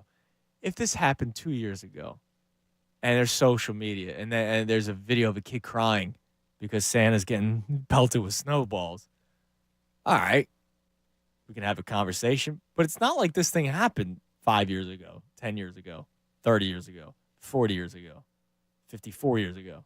It's been 55 years, man. And yet it's still brought up like it's ammo for somebody. Well, I can guarantee you this weekend there will be a celebration of it somewhat nationally. And then it'll engage in. Oh, no, not this weekend. You just wait. Eagles-Giants is on Christmas Day. Oh, yeah, true. So that'll be a part of it. No. Oh, that's a major part of the broadcast. So that's going to be a part of the broadcast. And it's Monday Night Football this week. And it was ESPN that originally done the piece that today I was working on. So I'm sure that'll be replayed, reused, and they'll probably do it on Countdown. They'll also do the whole Christmas is right around the corner, and they'll probably do it on Countdown too. Probably. And Eli Manning will probably take a shot at us. Oh, absolutely. At some point during the Manning cast. Yeah, I'll tell the story about the little kid that with Double Bird. I mean, that's all time. Like that's pretty great. But it's a minus $1 billion that it's brought up on Eagles Giants Christmas Day, especially if they're beating up Tommy DeVito. which I would hope they're up 2-3 scores. And now you need to filibuster a little bit, try to get to the end of the broadcast. I bet it comes up the next 3 games. Because it's the holiday season. Yeah, because you're going to get a chance. They'll go back to Fox for the Cardinals game, and Fox won't have had them for a little bit, so they get a little nudge in there as well. I see you. I know how you work. It's just so funny to me. All right, we got our picks in a minute. Let's go to Glenn Wallingford. What's up, G? Hey, what's happening, boys? How you doing? Hey, good, man. Hey, it's funny. Just real quick, I know you guys were talking about the Sixers, and listen, I'm still, and I told you guys again. Hey, listen, I'm enjoying every bit of the games. Just let them keep on steamrolling and let Joel, do his time management by not playing the fourth quarter, right? So let's keep that going. I like that. And I also like it. The funny thing is when people point out, oh, wow, they're beating up on bad teams. Isn't that what you want? Exactly. Like, don't you want them to beat up on the bad teams and not have a close game? That's what we complained about the Eagles earlier this year, no? Like, you want them to beat up the bad teams. And that's what they're doing. And they're beating good teams. I mean, listen. They are, yeah. We beat the Lakers by 40-some points. Yep. So, and winning these games, you're you're 2 back of the 1 seed. Like, it's I don't know. People are crazy. Listen, and that's put my point here when I get to the Eagles is that, listen, obviously the last 2 games, they need to clean up certain things, right? At the end of the day, if you instead of kicking field goals, you score a touchdown. I'm not going to tell the 49ers game, they win that game. But that game looks completely different. It changes everything, and it changes the way the 49ers have to play their game as well. Exactly. And then, of course, the Cowboys game, I'm not going to tell you they're going to win, but you don't turn the ball over 3 times deep in their territory. And drop 2 touchdown passes. Right. So, listen, I obviously think the thing that worries me the most is getting off the field on 3rd down. But the funny thing about that is, it's funny, when you're like, you need them to get off the field, all of a sudden, oh, you're off the field. And then all of a sudden, oh, there was a flag on some kind of like ticky-tack pass interference or illegal touching, holding down the field. So these are all things that can be fixed. We'll see how the last quarter of the season goes. But listen, I'm always an optimist, man, and listen, I'm enjoying the ride. I told you guys, just enjoy the ride. Look, you can be down in the dumps, and thanks for the call, Glenn. You can be down in the dumps at the last 2 weeks. I mean, it sucked. But to all of a sudden think like there's no shot of them doing anything, I think I don't want to say unfair because it is fair. They lost to the 49ers and Cowboys, 2 teams that odds are for you to get to the Super Bowl, you're going to have to beat at least one of them. So it's fine to be down in the dumps and think their chances have diminished, but they are still a good football team, man. All right, again, real quick before we get to the picks, I don't want to leave Robert. Robert was at the game, the snowball game. What's up, Robert? Yeah, I was at that game back in 1968. Let me tell you what happened there, man. The original Santa Claus was drunk, okay? Yes. And people were mad at him. And then they got this stupid, skinny Santa Claus, and the guy was dumb. And we just got it was a fun thing just to throw snowballs at him, right? And then it was Howard Cosell that got mad at halftime on the Monday night or something, and he said, look at these disgusting fans in Philadelphia. Well, you know what? He was right, because everybody in Philadelphia is a piece of trash, and while they disgrace Santa Claus, and he helps.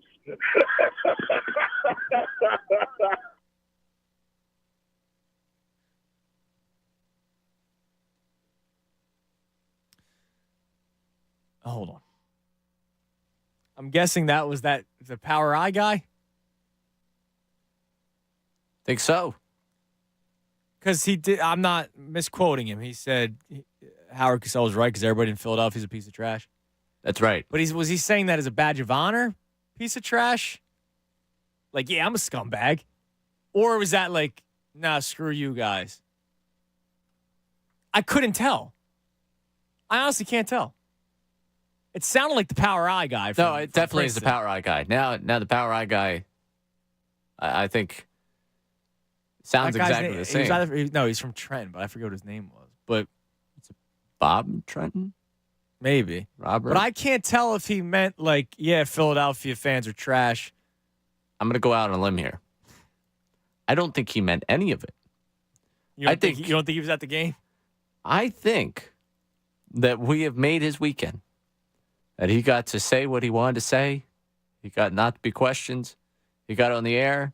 And you know what? He's going to go back and find this clip. He's going to grab it. Share it with his buddies. Share it with his buddies. Or just by himself because he might not have friends.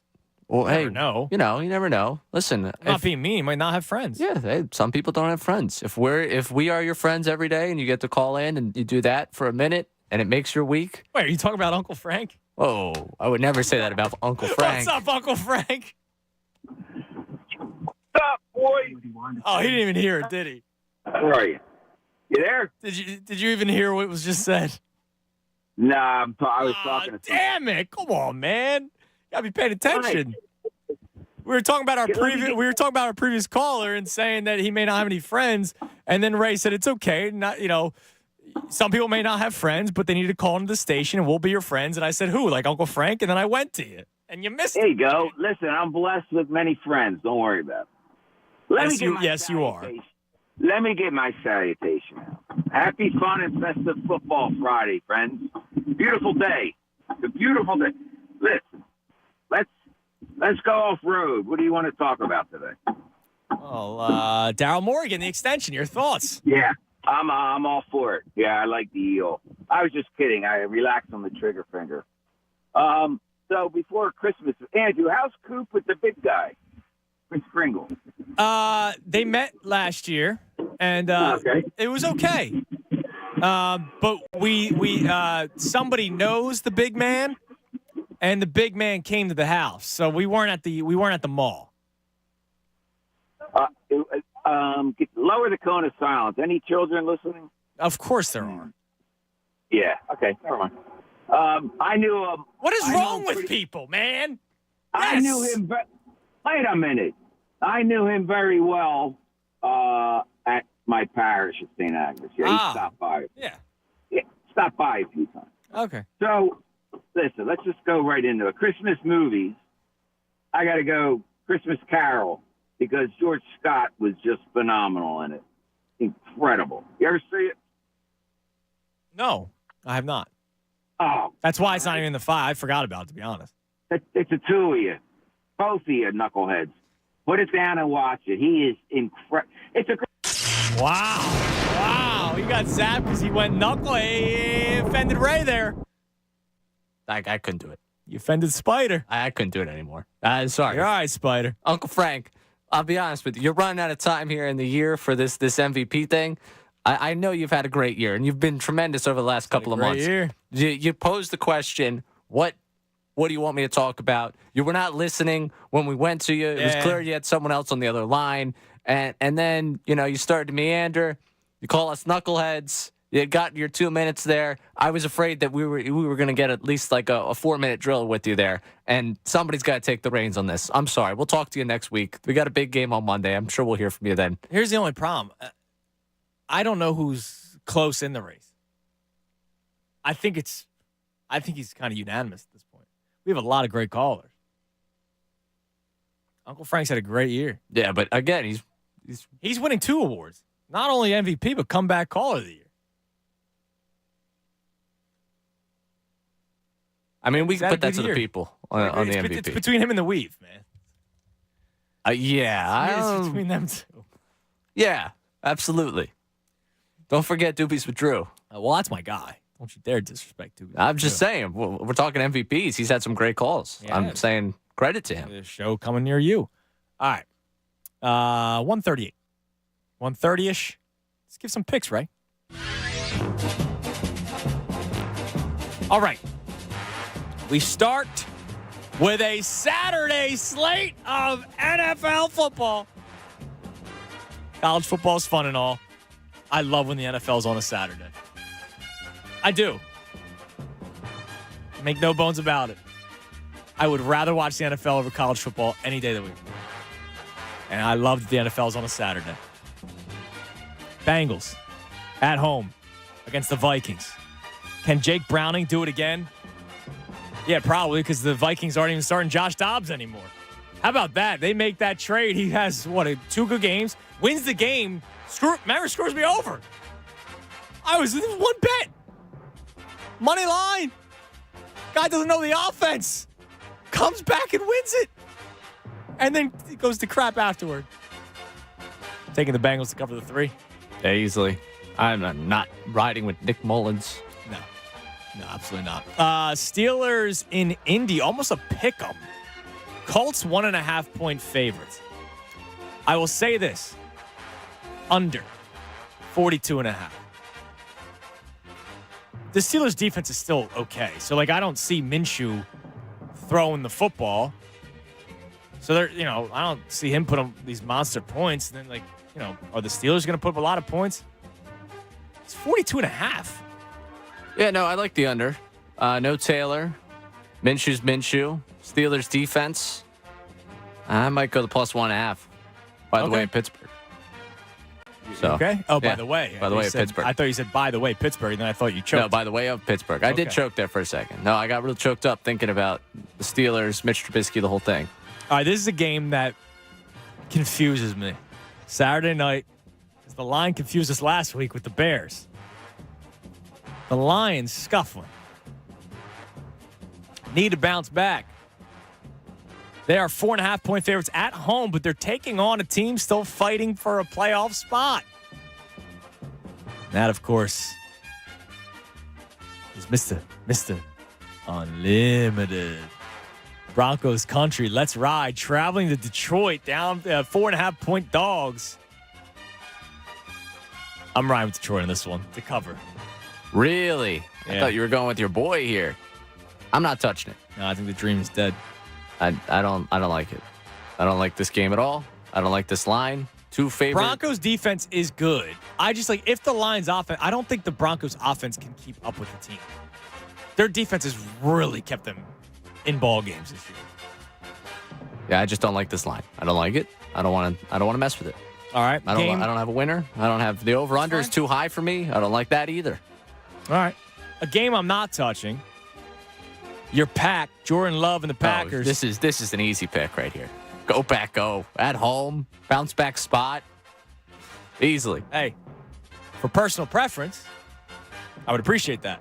Yeah, well, they'll take care of business for you. As we keep close eye on the NFC South race. Don't you worry. Jordan Love can't have back-to-back bad games. Speaking of the NFC South race, I need all the hype of Tommy DeVito to come to a crashing end when they travel to New Orleans.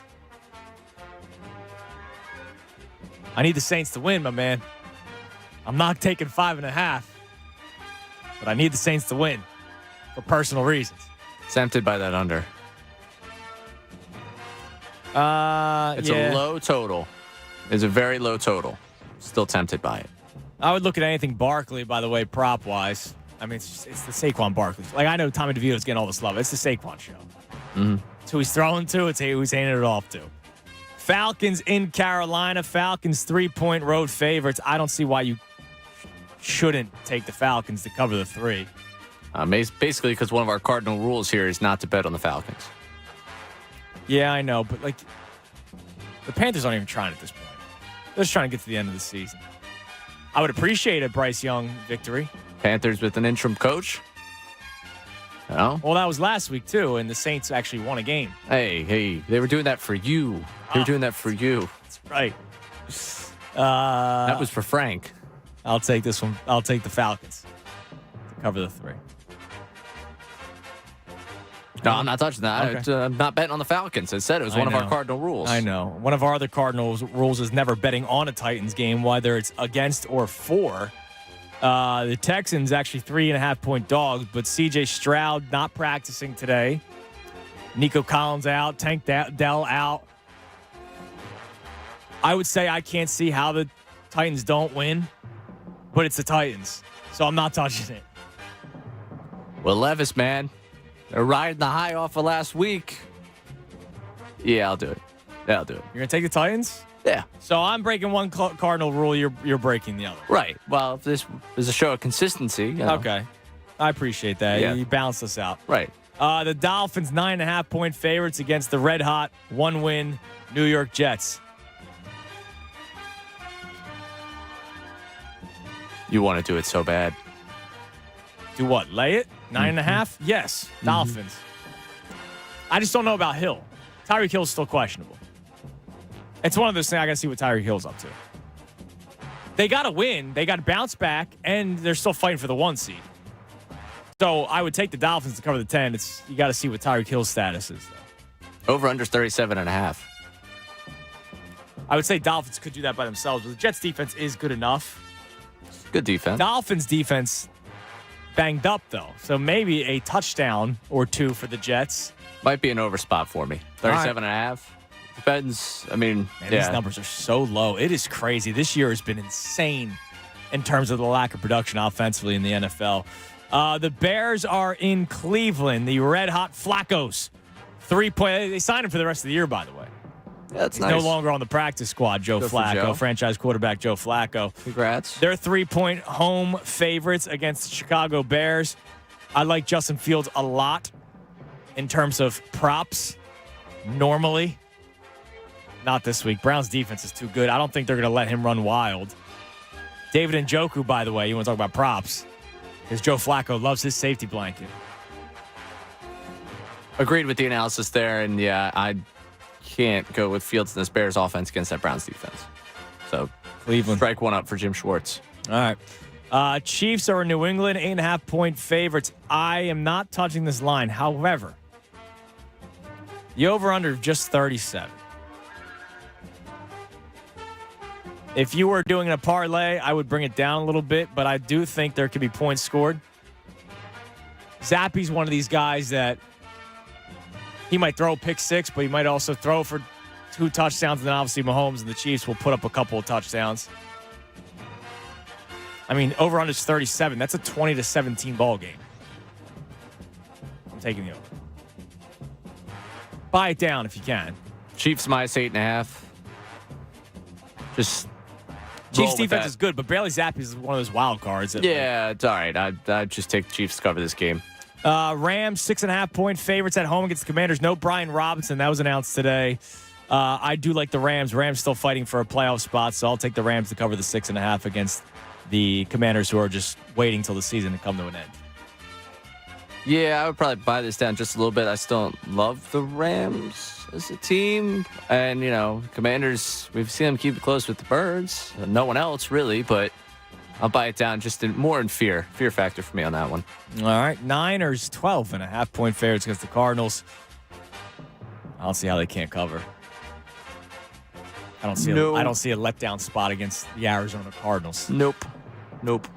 This might be a game Kyler might just be terrible. Yeah, I think this is going to be another example of the 49ers beating their opponents. Yeah. Taking care of business. Now, this game's fascinating. Bills at home favorites against, how about them Cowboys? Bills 1.5-point favorites. This is the gauntlet for the Cowboys. Emotional win, maybe, against the Eagles last week at home. Now on the road in Buffalo. They're finally starting their difficult stretch. I'm not going to be a coward. I'm going to make a play. And I think the Bills keep on winning.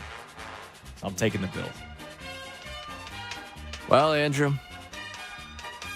while I do appreciate your enthusiasm. You're going to coffee bet on Cowboys Bills? Yeah, I am. I'm going to coffee bet this one. I would love to believe in the Bills. I'd love for them to make things happen. But I think about the one thing that this Dallas defense has, it's been incredibly opportunistic. And one thing that Josh Allen is